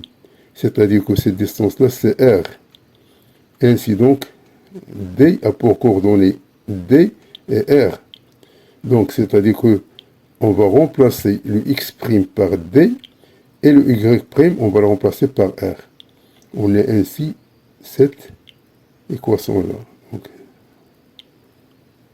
Donc, on va trouver que VC au carré est égal à cette expression-là, c'est-à-dire que VC est égal à la racine de 2GR.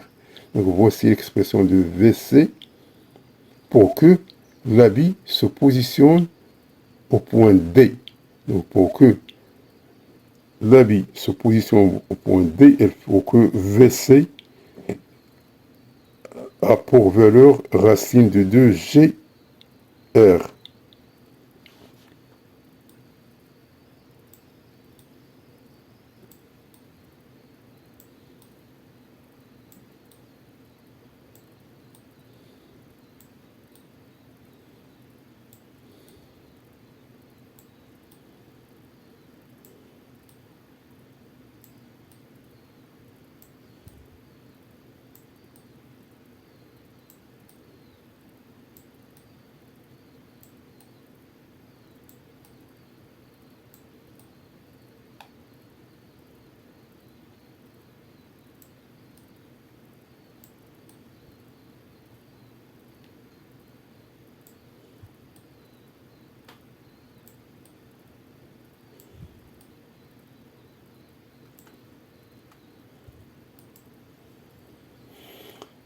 La question 33, la valeur de V0 permettant de positionner l'habit en D. Donc ça c'est facile puisqu'on a déjà trouvé la relation entre VC et V0.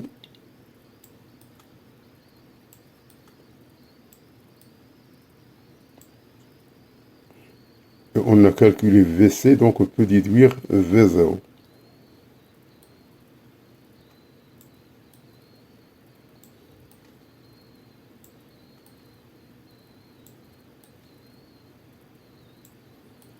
Donc, on a VC au carré est égal à V0 au carré moins 4GR et on a VC au carré est égal à 2GR. Donc, on va remplacer VC au carré par 2GR. On peut trouver le V0. Donc, on va trouver que V0 au carré est égal à 6GR, c'est-à-dire que V0 est égal à la racine de 6GR, qui est égal à peu près à 7,7 mètres par seconde. Donc, ça, c'est la vitesse initiale de l'habit A. Pour que l'habit se positionne au point D. Pour qu'il arrive au point D, il faut que V0 est égal à peu près à 7,7.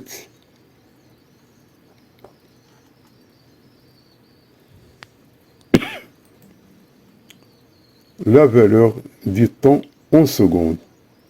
Le temps, c'est T de parcours de la portion AB pour le temps mis pour parcourir la portion CD, mais par l'habit sur les deux portions de trajet AB et CD respectivement.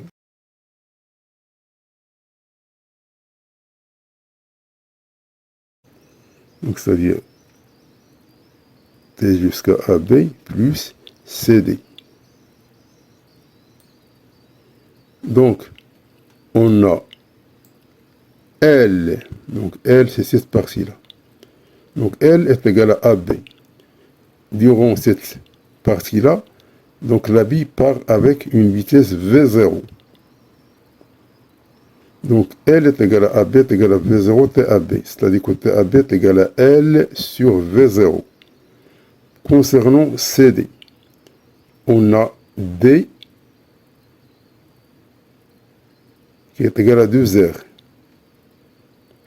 Ça dit que cette partie-là est égale à 2R, qui est égale à VC, donc elle va parcourir cette distance D avec la vitesse VC. Donc on a 2R est égal à VC TCD, c'est-à-dire T de CD est égal à 2R sur VC. VC c'est 7,7 parce qu'on veut que la bille se positionne au point D. Donc ainsi, donc T qui est égal à TAB plus TCD est égal à cette valeur-là plus cette valeur-là. Donc tout simplement, c'est du calcul. On va trouver que T à peu près est égal à 0,84 secondes.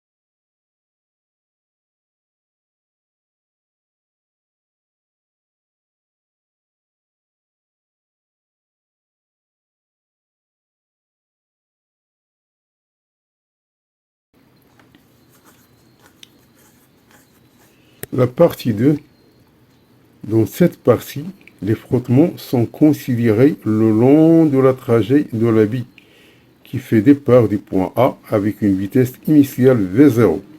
L'action de frottement est notée petit f.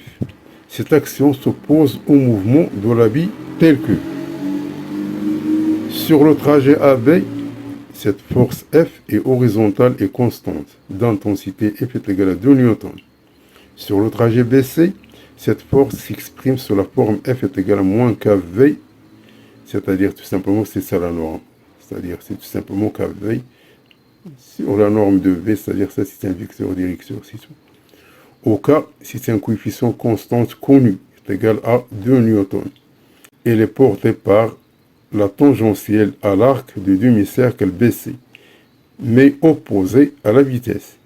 Sur le trajet CD, la force de frottement F est égale à Fy, où F est l'intensité de cette force constante connue, F est égale à 2 newtons. Donc on a 3 types de frottement selon les portions parcourues.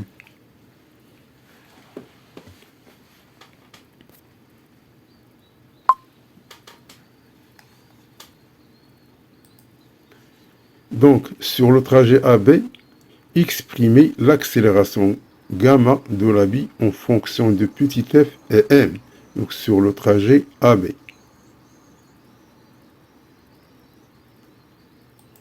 Donc sur le trajet AB, on a les forces applicables à l'habit sont son poids et le frottement qui s'oppose au mouvement. Donc le mouvement, il part de A vers B, donc F est là de sens contraire. Donc on a P est égal à mg, on a F tel que F est égal à 2 newtons. Donc ça c'est la norme. Donc par application du principe fondamental de la dynamique dans un repère A, X, Y supposé galiléen, alors on a P plus F est égal à m gamma. Donc on va projeter sur l'axe du mouvement, parce que c'est l'axe du mouvement, c'est l'axe X, parce que l'habit, elle court cette distance, c'est-à-dire selon l'axe des X. Donc par projection sur l'axe des X, donc P est égal à 0. Donc elle reste tout simplement 0 moins F, puisque le F s'oppose au mouvement donc de sens contraire, est égal à m gamma. Ainsi donc gamma est égal à moins F sur m.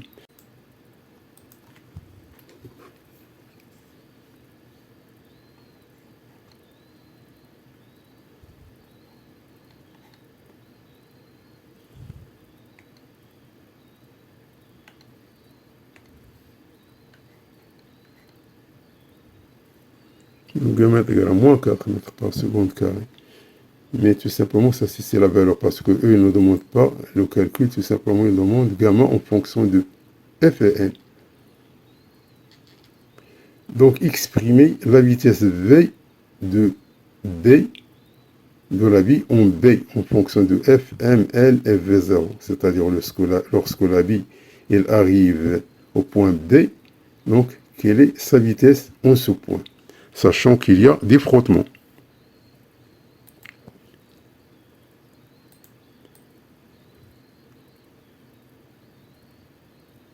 Donc, par application du théorème de l'énergie cinétique entre A et B, on a delta EC est égal au travail des forces extérieures entre A et B, c'est-à-dire 1 demi 1 VB au carré moins 1 demi 1 VA au carré est égal au travail de P plus le travail de cette force-là.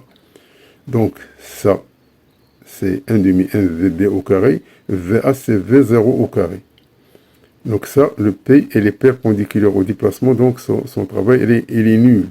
Et ça, tout simplement, puisque le déplacement, elle est de sens contraire de la force de frottement, donc le produit scalaire, elle est égal à cosinus de pi, c'est-à-dire il y a un moins ici.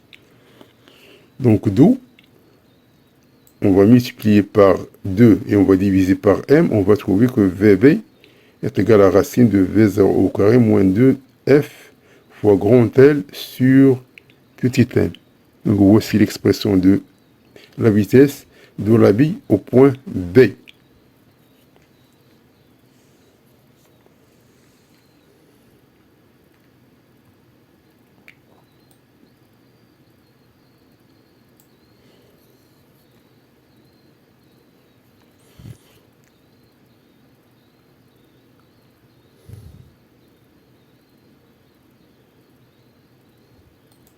La question 37 sur le trajet CD. Calculer la vitesse V au point C permettant de positionner la bille au point D. Donc c'est la même procédure qu'avant, mais tout simplement il faut tenir compte des frottements.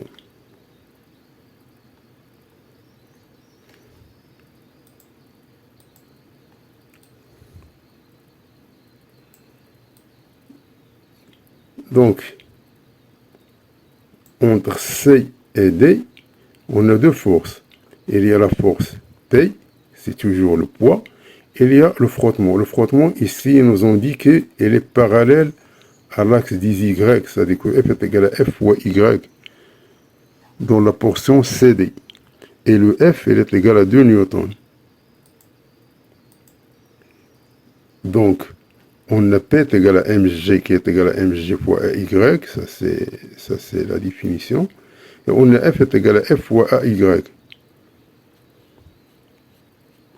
Donc par application du principe fondamental de la dynamique sur la bille, dont le repère C exprime CY', on a P plus F est égal à M gamma prime. C'est pas gamma avant, mais puisque ça, c'est un autre gamma.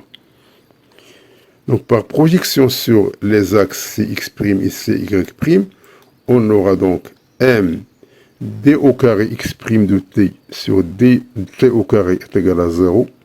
Il n'y a pas de mouvement sur x, puisqu'il y a la chute libre. Et sur y, on a mg qui a dans ce sens mg, et puisque le g, par définition, elle est dirigée vers le bas. Donc, c'est mg moins f. Donc ici, puisqu'on travaille dans ce repère-là. Donc g, elle a le même sens que y'. Et le f est le sens contraire. Donc tout simplement, donc ça c'est une équation, donc c'est le primitif de ça, va nous donner cette expression-là, et ça, donc ça c'est connu. Donc on trouve ces expressions-là, puis on sait que à t égale à 0, donc la constante ici est égale à v de c, et x'0 est égal à 0, donc ici, la constante, c'est V de C, et x' de 0 est égal à 0. Ici, c'est simplement, on a cette expression-là. Donc, c'est 1 demi gt au carré, moins f sur m, t au carré sur 2. Et ici, y' de 0 est égal à 0. Donc, on va prendre ce t, qui est égal à x' de t sur vc, on va le remplacer ici, pour trouver l'équation de la trajectoire. Donc, on a cette équation-là. Donc, pour que l'habit se positionne au point D, donc les coordonnées de D sont 2R et R. Donc, on va remplacer x' par 2R et on va remplacer y' par R. Donc, on a cette équation-là. Donc, on résout l'équation. On va trouver que V de C à peu près est égal à 3,46 mètres par seconde. Donc, c'est du calcul si souvent.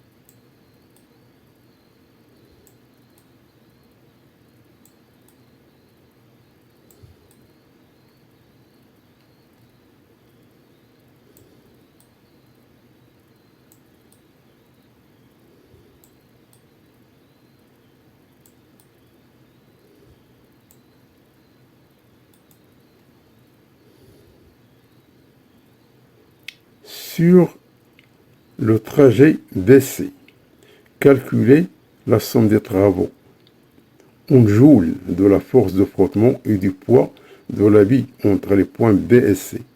En admettant que le travail de la force de frottement F vaut moins de pi joules.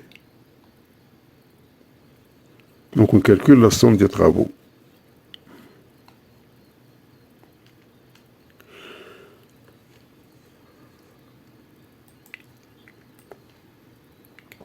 Donc sur la portion BC, donc ici,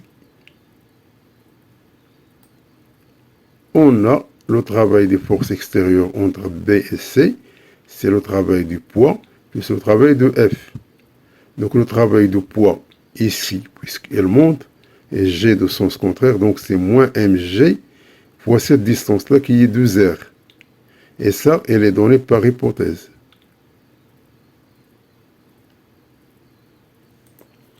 Donc, d'où le travail des forces extérieures entre la portion BC, elle est égale à cette expression-là. Donc, on va mettre moins 2 en facteur, on a cette expression-là. Et on va trouver qu'elle est égale à moins 16,28 joules.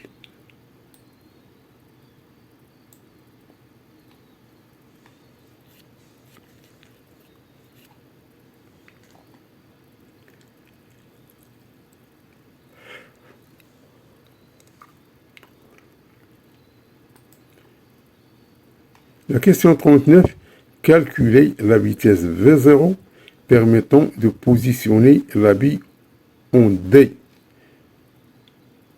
Donc, quelle est la vitesse ici pour que l'habit sous les frottements exercés sur la rail AB et les frottements exercés sur la rail CD et les frottements exercés sur la portion CD. Donc, à quoi est égal V0 ici.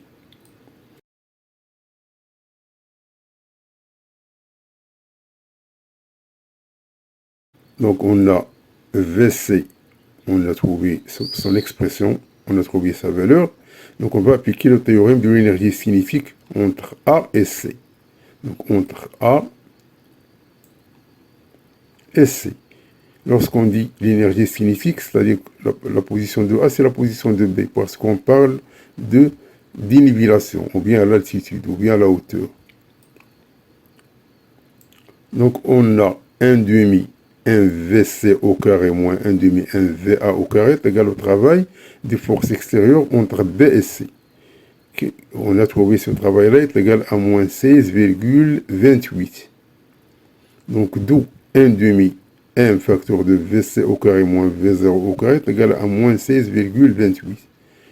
Donc, ainsi, puisqu'on connaît le VC est égal à 3,46, donc on peut déduire, déduire V0 au carré. Donc, V0 au carré à peu près est égal à racine de 77, qui est égal à 8,77 mètres par seconde. Pour que, sous les frottements, l'habit arrive au point D. Donc, pour que l'habit arrive au point D sous les frottements, il faut que V0 est égal à 8,77.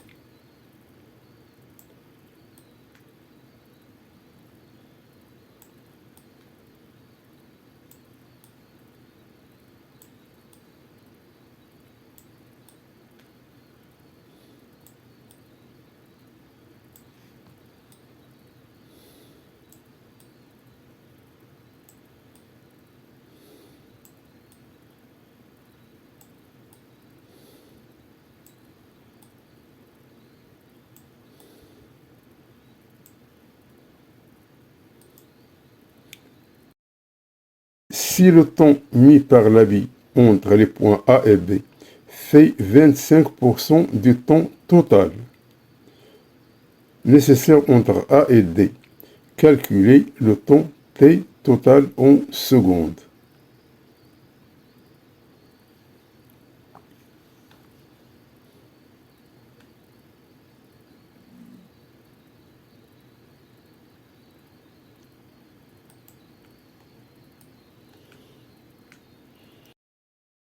Donc, T total, c'est le temps entre A et D. Et T entre A et B est égal à 25% de T total. Donc, ça, c'est l'énoncé. Donc, T total est égal à 100 fois TAB sur 25. 100 sur 25, c'est 4. Donc, le temps total est égal à 4 fois le temps de la portion AB. Sur AB, on a P plus F est égal à M gamma.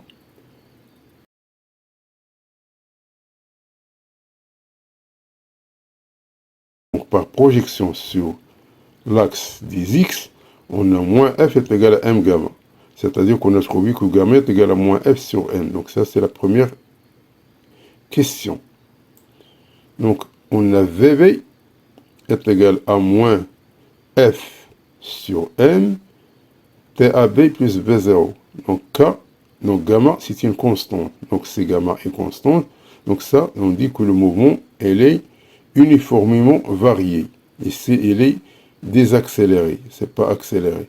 Donc, l'expression de VB, c'est gamma T plus V0. Donc, gamma, on l'a remplacé par moins F sur M.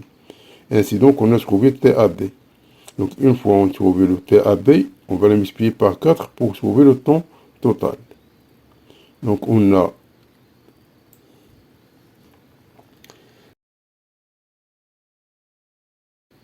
TAB est égal à M facteur de VB moins V0 sur moins F.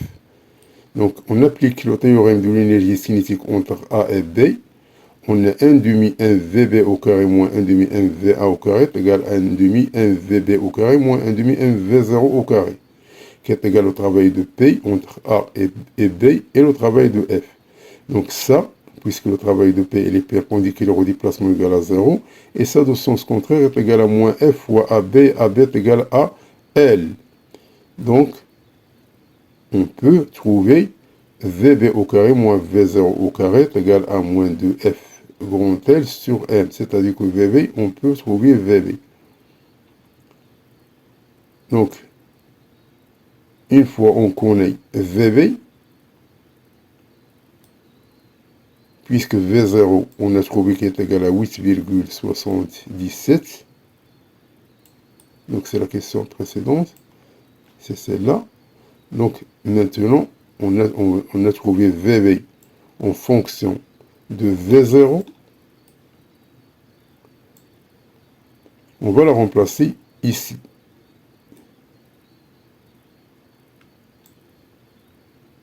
Pour trouver TAB. Une fois on trouve TAB, on va le multiplier par 4 et on va trouver le temps total. Donc, on a ça. Donc, on va remplacer VB par cette expression-là. Puis, on fait le calcul. On va trouver TAB. Et à peu près est égal à 0,44 secondes. Donc, on va le multiplier par 4. On va dans nos données 1,76 secondes. Donc, voici le temps total.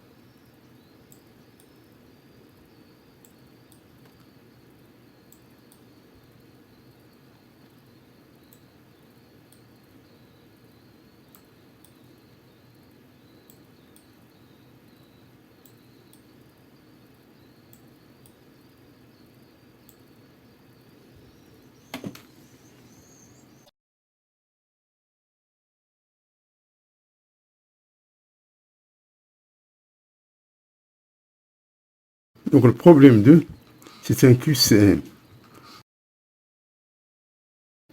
Donc un système de monte-charge figure 2.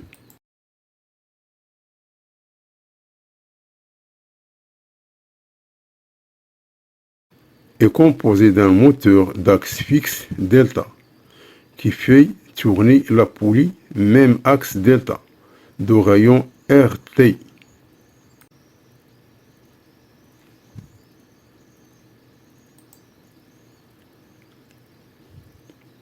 D'un câble inextensible sans masse et de deux poulies d'axe AZ et BZ.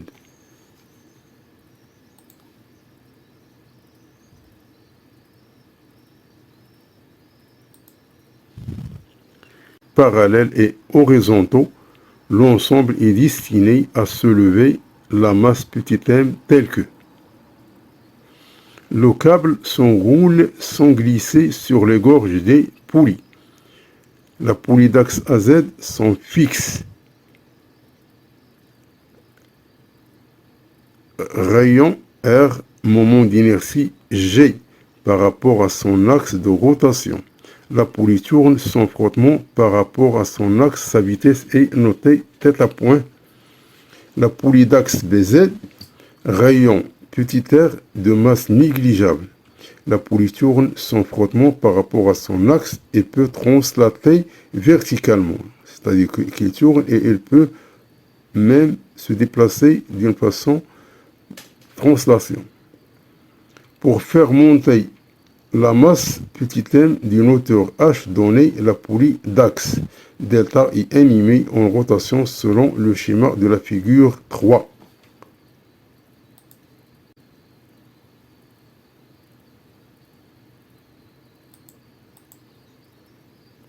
Représentant la variation de sa vitesse oméga en fonction du temps.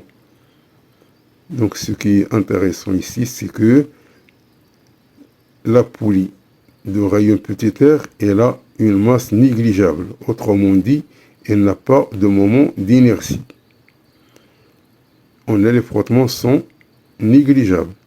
On a le fil, il est inextensible et sans masse, c'est-à-dire que il ne glisse pas sur les gorges, c'est-à-dire que les tensions se transmettent intégralement.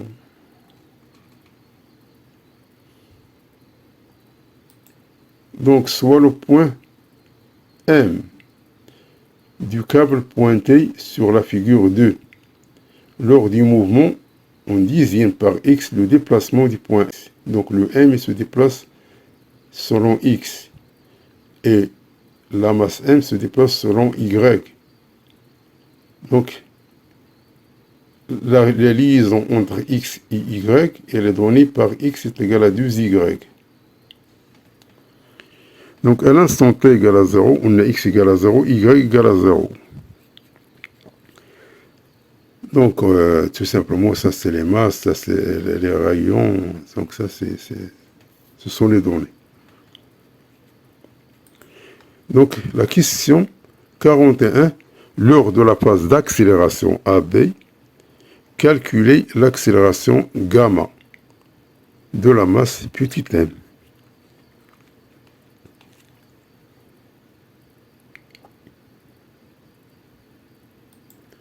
Donc, on a ici oméga de t en fonction du temps t.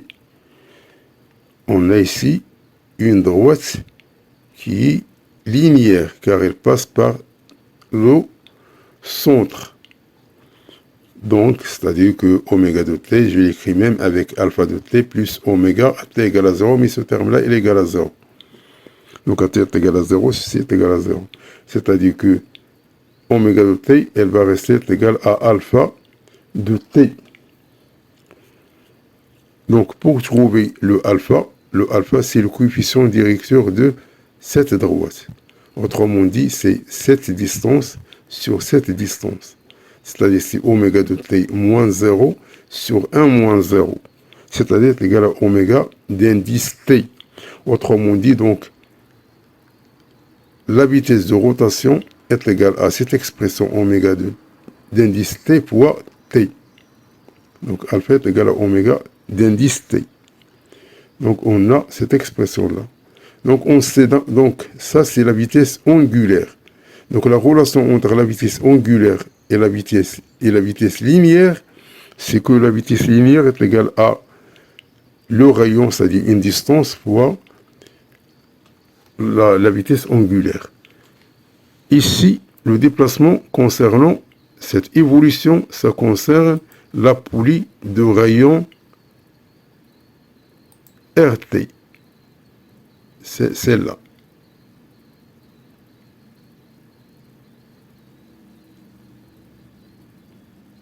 Puisqu'il y a une moteur, si le moteur fait tourner le RT, c'est R qui va tourner la poulie d'axe AZ, et celle-là, elle va tourner la poulie d'axe BZ, puis elle va soulever la masse.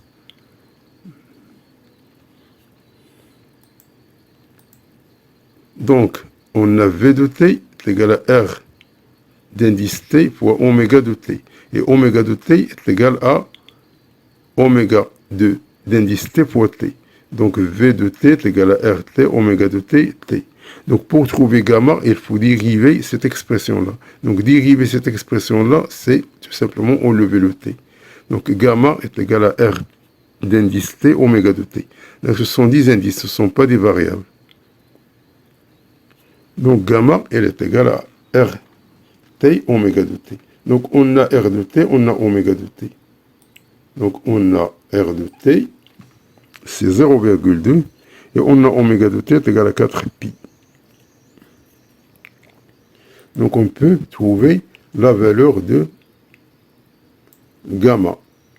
Donc, ça, tout simplement, ça va nous donner 2,5 mètres par seconde carré.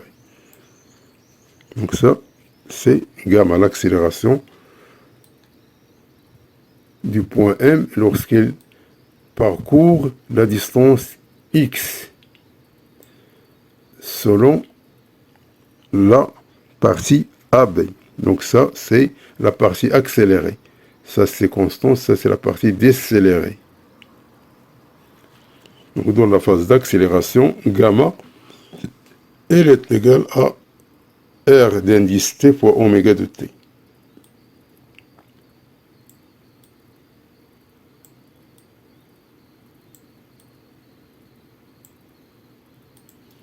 Donc, calculer la distance H en mètres, donc du parcours de la masse durant les 8 secondes, donc de A à D. Donc la distance parcourue de A à D, c'est-à-dire qu'elle va monter, puis par constante, puis elle descend. Donc on veut cette distance. Donc, on a gamma, l'accélération, c'est selon x. C'est pas selon y, parce que le déplacement de m, ça se fait selon x. Donc gamma, ici. Selon y, on a un autre gamma. Puis la liaison entre y et x, ça se fait par cette relation-là.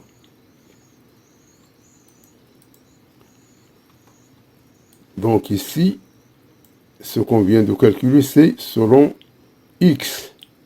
Donc, on a la distance h parcourue durant les 8 secondes.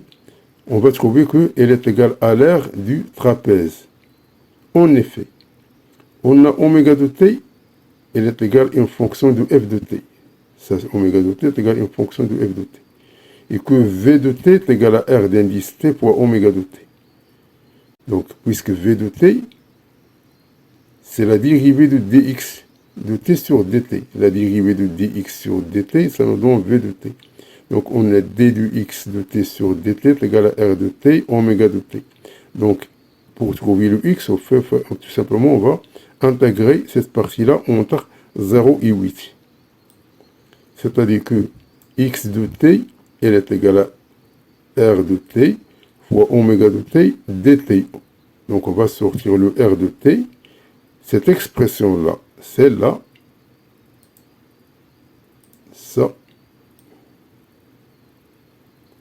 Ça, c'est l'air. Ça, c'est l'air. Puisque l'air ici, c'est quoi? C'est cette distance-là fois cette distance-là. Donc l'air de cette partie-là. Ou bien tout simplement, on va la séparer ici. Puisqu'ici, on a un demi-rectangle. Ça, on a un rectangle. Ça, on a un demi-rectangle. Donc c'est-à-dire que cette partie, c'est-à-dire l'intégrale de 0 jusqu'à 8 de oméga de t, qui multiplié d de t, ça c'est l'air du trapèze ABCD et de hauteur grand H qui est égal à oméga de t. Donc d'où la distance, c'est-à-dire que x de t, donc la distance h, c'est tout simplement r de t fois cette surface. La surface d'un trapèze, c'est la petite base plus la grande base divisée par 2 qui est multipliée par la hauteur. Donc c'est BC plus AD, le tout sur 2 multiplié par la hauteur qui est égal à oméga de t. Donc ainsi, BC, BC, c'est quoi? C'est 7 moins 1. Puisque ça c'est 8, donc 7 moins 1, c'est BC. Et AD, c'est 8 moins 0. Donc on a 7 moins 1, c'est 6, et 8 moins 0, c'est 8. Donc 6 plus 8, ça fait 14. Donc on a ici R de t est égal à 0,2. Donc 0,2 divisé par 2, ça donne 0,1. Et 6 plus 8, ça donne 14. Donc oméga de t est égal à 4 pi, c'est-à-dire 4 fois 3,14. Donc on va trouver qu'à peu près est égal à 17,59 mètres. Donc la distance parcourue durant les 8 secondes, c'est 17,59 mètres.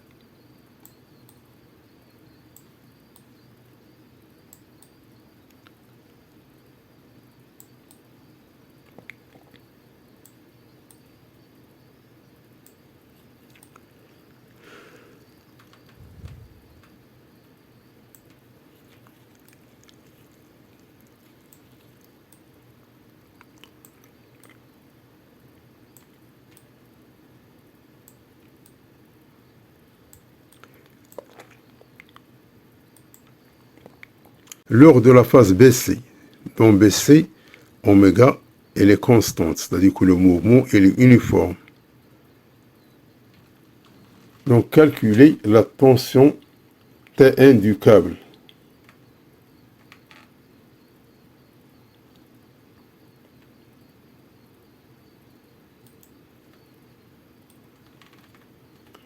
Donc, lors de la phase BC, alors oméga de t est égal à oméga est égal à une constante.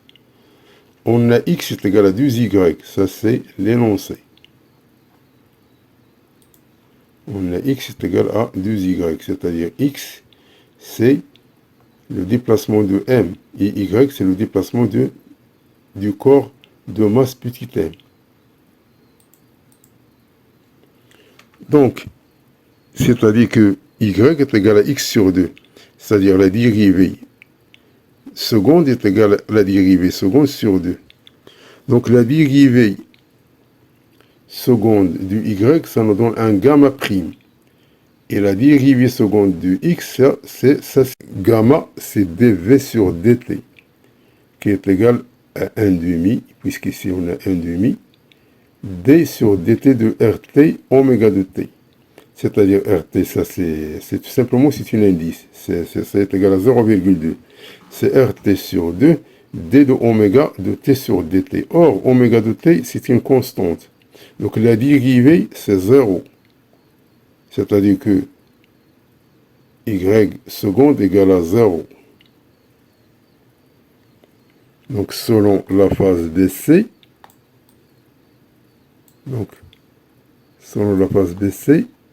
le oméga de t, il a une valeur constante. C'est pas variable, c'est pas comme le cas de AB.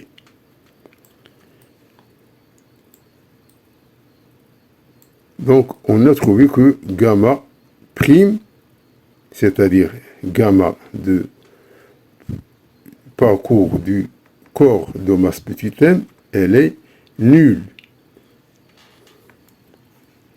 Donc, on va appliquer le principe fondamental de la dynamique au corps de masse petit m. Alors, on a P plus T' plus T seconde est égal à M gamma prime. Et gamma prime égale à 0. Puisque la phase, elle est constante.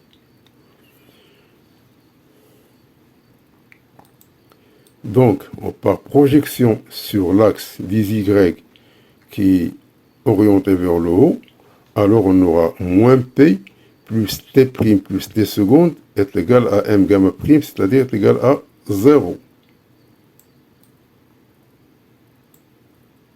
Donc, c'est-à-dire que T' plus T seconde est égal à mg. Donc, ça, c'est l'équation A, car gamma prime est égal à 0. Donc, ça, c'est l'équation A. Donc, cette équation-là, on l'a trouvée en étudiant le corps de masse petit m.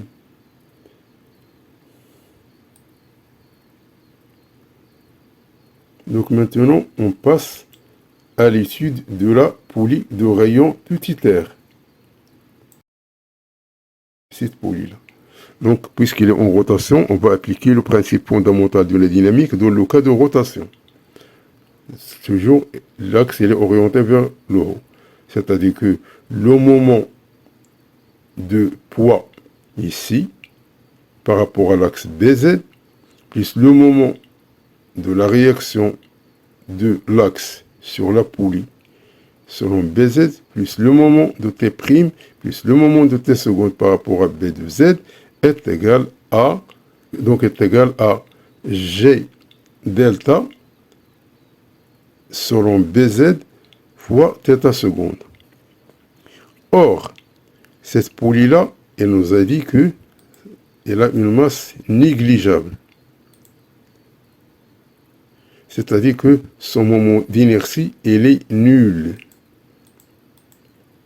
Donc, cela se traduit par le moment de P', plus le moment de R, plus le moment de T', plus le moment de T seconde par rapport à l'axe BZ est égal à 0.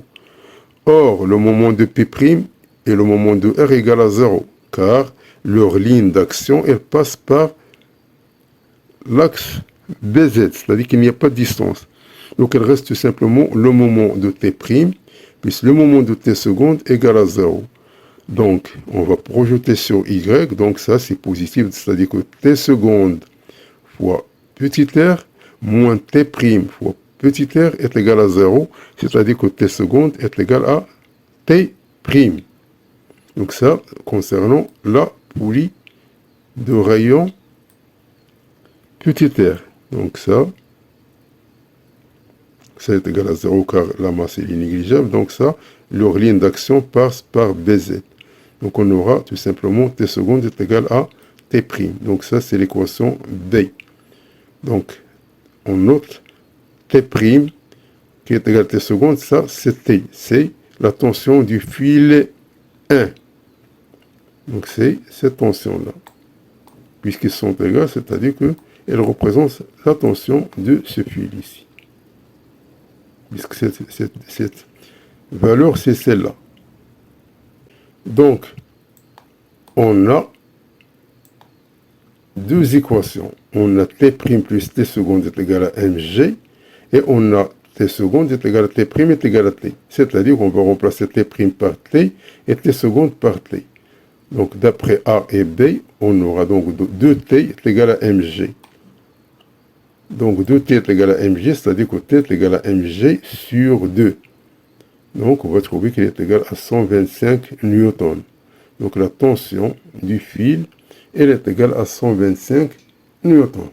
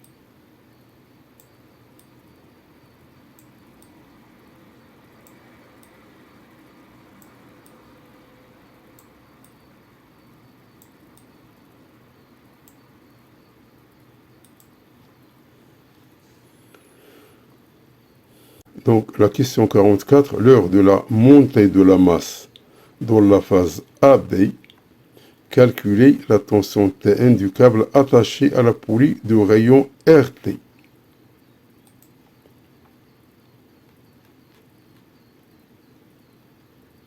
Donc on veut cette tension ici, c'est pas celle-là. On veut la tension de fil attaché à la poulie de rayon RT. Mais dans cette partie AB, c'est pas BC et c'est pas CD. Dans la phase AB. Donc, dans la phase AB, on connaît la valeur de gamma. C'est déjà calculé. Donc, on a déjà trouvé cette expression-là, c'est-à-dire que on a oméga de t est égal à oméga de t d'indice t pour t, on a v de t est égal à rt oméga de t, donc gamma c'est la dérivée, c'est r de t oméga de t, on a trouvé sa valeur est égale à 2,5 mètres par seconde carré. On a x seconde est égal à 2y seconde, c'est-à-dire que y seconde est égal à x seconde sur 2. Donc, gamma prime, qui est liée à y seconde, elle est égale à gamma, puisque gamma est lié à x seconde sur 2. Donc, gamma prime est égal à RT oméga de t, puisque gamma est égal à RT oméga de t sur 2. Donc ça, c'est l'accélération selon y. Ça, c'est l'accélération selon x. Tu mets toujours dans la phase AB.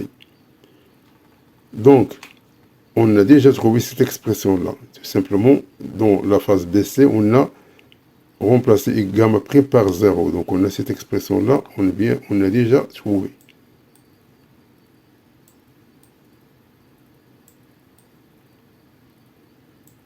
C'est celle-là. Tout simplement, on a remplacé, puisque BC, dans la phase BC, on a oméga de t et les constantes, c'est-à-dire gamma prime égale à 0. Maintenant, on a gamma prime, c'est pas égal à 0, dans la phase AB.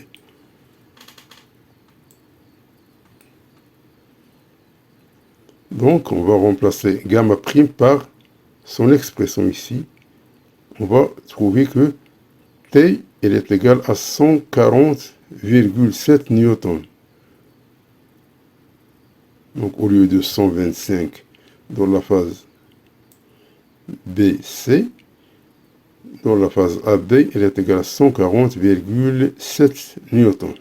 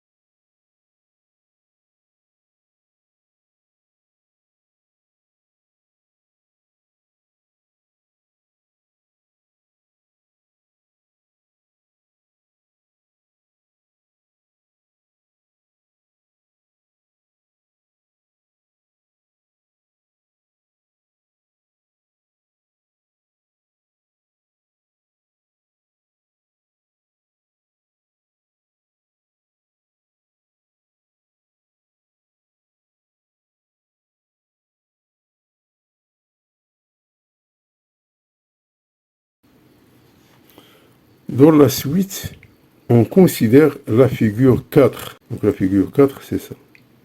Donc on a remplacé tout simplement la poulie de rayon R de T par un ressort de raideur K. Donc dans la suite, on considère la figure 4 pour analyser l'influence des états de marche, arrêt du moteur sur la dynamique du système. On a remplacé une partie du câble par un ressort de raideur K est égal à 10 à la puissance 4 newtons par mètre, selon la figure 4. Le reste du câble est inchangé en conservant toutes les hypothèses initialement considérées.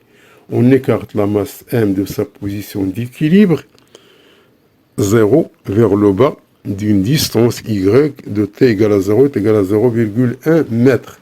Donc puis on l'abandonne sans vitesse initiale. On considère le point O à l'équilibre comme origine des ordonnées. Y déterminé, l'allongement du ressort delta L0 à l'état d'équilibre du système en fonction de M, G et K.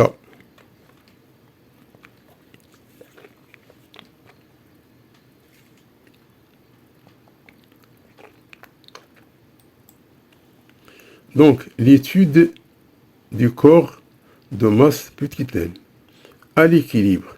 Donc, à l'équilibre, on a P plus T1 plus T2, elle est égale à 0. Donc, à l'équilibre, c'est égal à 0. Donc, on va la projeter sur OY qui est dirigé vers le bas. On va trouver que c'est Mg moins T1 moins T2 égale à 0. C'est-à-dire que T1 plus T2 est égal à P est égal à Mg. Donc ça, c'est l'équation A. Maintenant, on va étudier la poulie de rayon pituitaire. On va appliquer le principe fondamental de la dynamique dans le cas de rotation, avec la même orientation ici. Donc on a le moment de P' plus le moment de R' plus le moment de T1 plus le moment de T2 par rapport à l'axe DZ. Elle est égale à 0, car on parle de l'équilibre. Donc ça, le moment de P' et le moment de R' égale à 0, car leur ligne d'action passe par l'axe de rotation. On a T2 et on a T1, c'est-à-dire que T1 petit r moins T2 petit r égale à 0. Donc on va simplifier par R, il reste que T1 est égal à T2. Donc ça, c'est l'équation B. On passe à la poulie de rayon R. Donc ça, donc on a le moment de P seconde, plus le moment de R seconde, plus le moment de T3, plus le moment de T4 égale à 0, puisqu'on parle de l'équilibre.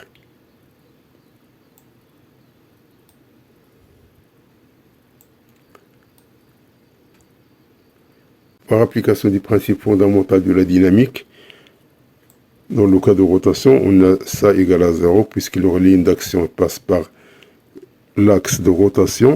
Donc ça, c'est T3 R moins T4 R égale à 0, c'est-à-dire que on aura donc T3 moins T4 égale à 0, c'est-à-dire que T3 est égal à T4. Donc on aura T3 est égal à T4. Donc ça, c'est l'équation C. Maintenant, on va étudier le M qui est lié à la poulie R par le fil et lié au support par le ressort.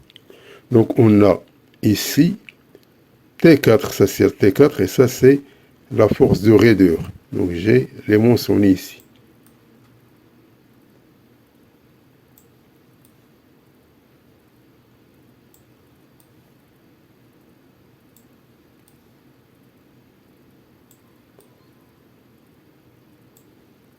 Donc T4, elle est dans ce sens.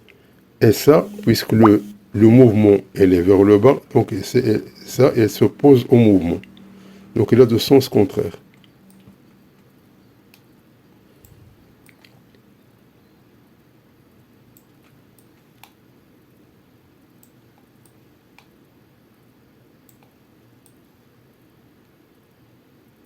Donc on a T4 plus TR, puis toujours on part de l'équilibre égal à 0.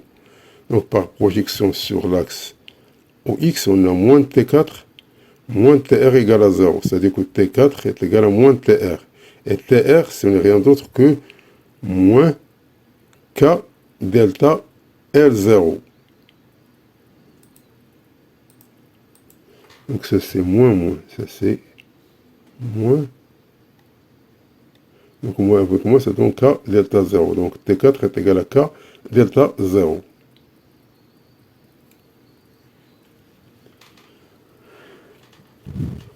Donc on a l'équation A, B, C, D. Elle reste tout simplement cette équation E. L'équation ici, c'est pour relier la tension du fil ici avec la tension du fil ici. Donc, puisque le fil il est inextensible et de masse négligeable et qu'il ne glisse pas sur les gorges de la poulie, c'est-à-dire que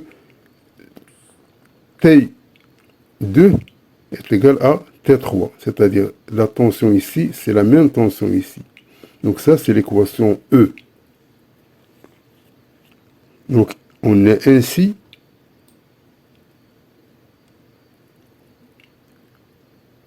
cinq équations. On a l'équation A, B, C, D et E. Donc, on a T1 plus T2 est égal à mg. On a T1 est égal à T2 est égal à T3 est égal à T4. Et on a T4 est égal à 4 delta 0. Donc, ceci, donc T1 plus T2, on va le remplacer par T4. C'est-à-dire 2T4 est égal à mg. Puisque T1 est égal à T2. Donc, puisque T1 est égal à T2 est égal à T4. C'est-à-dire T4 plus T4, c'est 2T4 est égal à mg. Et T4 est égal à 4 delta 0.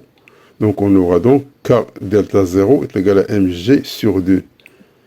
C'est-à-dire que delta 0 est égal à mg sur 2K. Donc, voici l'élongation du ressort à l'équilibre.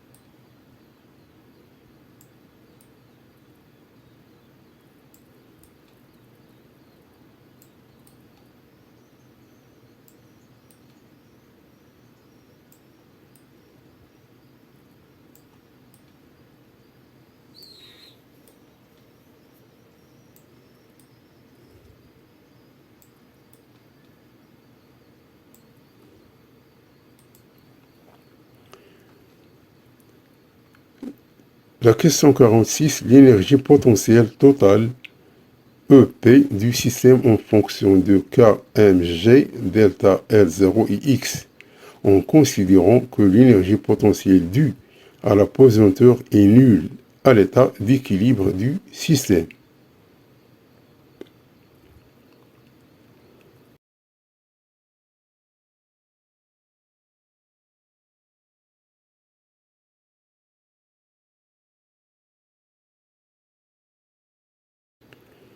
Donc, on a l'énergie potentielle élastique, c'est 1 demi K, X plus delta 0. Et on a l'énergie potentielle de pesanteur est égale à moins mgy plus EP0. Et ils ont donné que EP0 est égal à 0 joules. Ça, c'est la référence.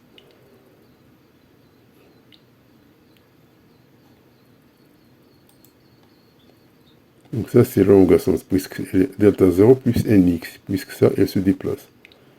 Sinon, on ne peut pas avoir un Y. Donc, le Y, c'est le déplacement. Donc, il y a une dénivellation, c'est-à-dire il y a une distance. Donc, lorsque le corps de masse petit m se déplace d'un Y, le ressort se déplace d'un X. Donc, on a EP est égal à EPE plus EPP. Donc, est égal à cette expression-là. Et on sait que X est égal à 2Y, c'est-à-dire que Y est égal à X sur 2. Donc, on va remplacer Y par X sur 2. Parce qu'on voit l'expression en fonction du X, ici, en fonction de X. Donc, on aura cette expression-là. Donc, l'énergie potentielle est égale à cette expression-là.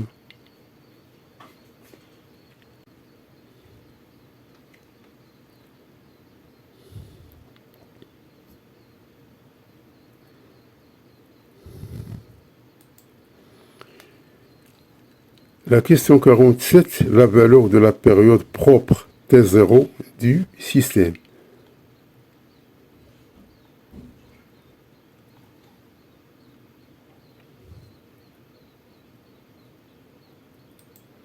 Donc, on a l'énergie potentielle. Tout simplement, il faut qu'on trouve ce qu'on appelle l'énergie cinétique. Donc, l'énergie cinétique, il subdivise en deux parties.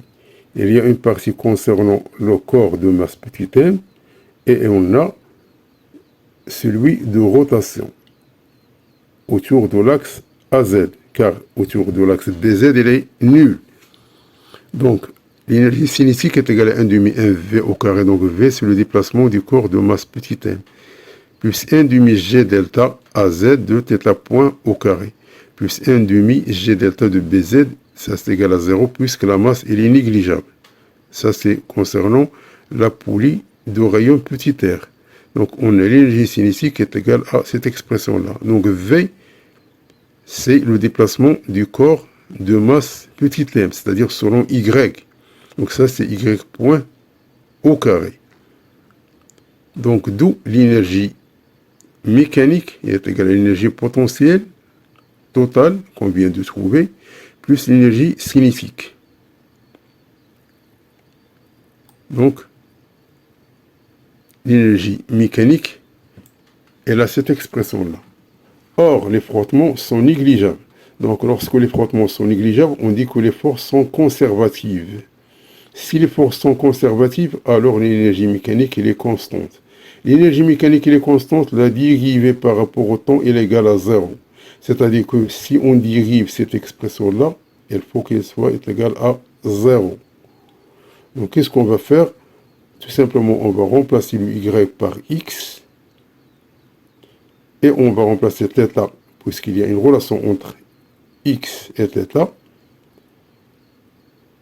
Et on va dériver pour trouver l'équation différentielle de point M qui a pour variable X.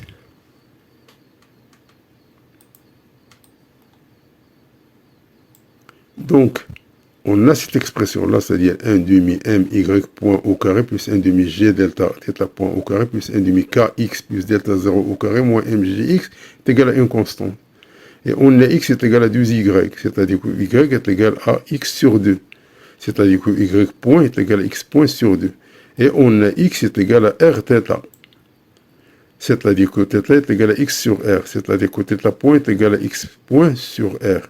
Donc, on va la remplacer θ par X point sur R et Y par X point sur 2. Donc, on a cette expression ici. Donc, la variable, maintenant, c'est X. On va tout simplement dériver cette expression-là pour avoir 0. Donc, la dérivation d de cette expression-là, elle est égale à la dérivée de la constante, puisque l'énergie mécanique est constante, donc égale à 0. Donc, on va trouver cette expression-là. On va mettre maintenant X point en facteur. Donc, on a cette expression ici. C'est-à-dire que ça égale à 0, ou bien cette expression-là égale à 0. Or, d'après la question 45, on a trouvé que delta L0 en fonction de mg et k. On a trouvé que cette expression-là, elle est égale à 0, car delta 0, on a trouvé qu'elle est égale à mg sur 2k.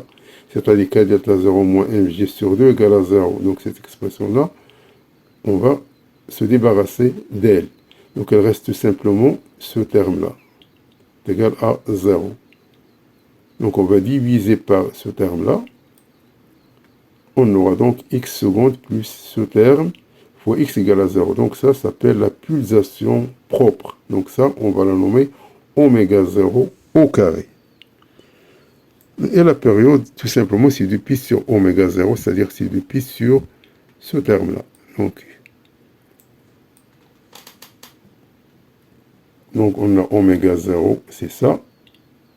Et on a T0 est égal à 2pi sur oméga 0. Donc on va calculer oméga 0, puis on va prendre le 2pi divisé par oméga 0, on va trouver qu'il est égal à peu près à 0,19 secondes.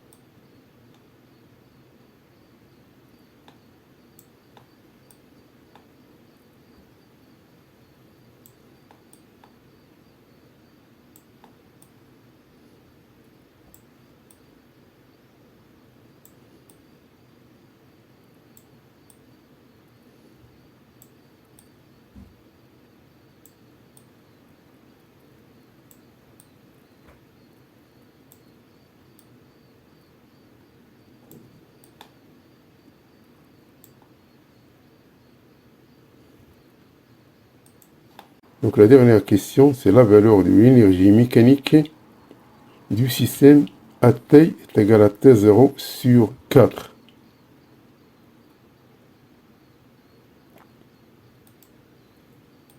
Donc tout simplement, donc on a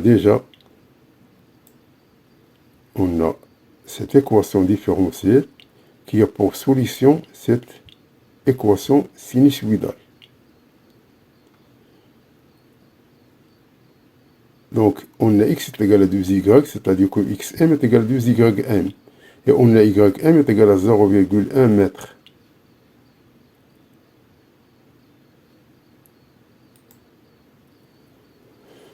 Donc, on a x de t, on va la remplacer par 0,2, cosinus de 2, oméga 0 est égal à 2pi sur t0, qui multiplie t plus phi.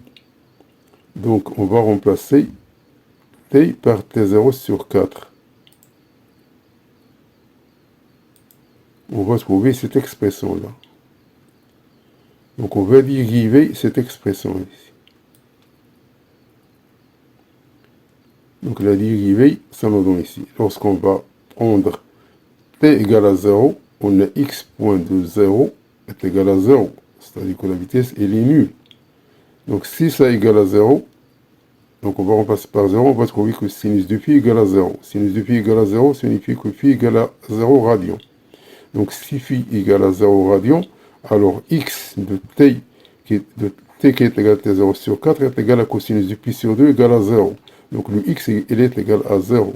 Et le x point, pour t0 sur 4, on va trouver qu'il est égal à moins 0,2, 2 pi sur t0, sinus de pi sur 2. Et sinus de pi sur 2 est égal à 1. Donc, on va trouver que x point de t0 sur 4 est égal à moins 0,4 pi sur t0. Donc, ainsi, on a x pour t égale à t0 sur 4, elle est égale à 0. et x point pour t0 sur 4 est égal à moins 0,4 pi sur t0. Et on a l'expression de l'énergie mécanique.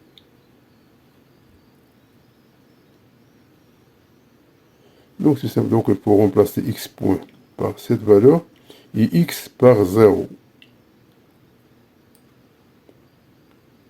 Donc après calcul, à l'instant t0 sur 4, on va trouver à peu près égal à 200,78 joules. Donc l'énergie mécanique à l'instant t0 sur 4 est à peu près égal à 200,78 joules.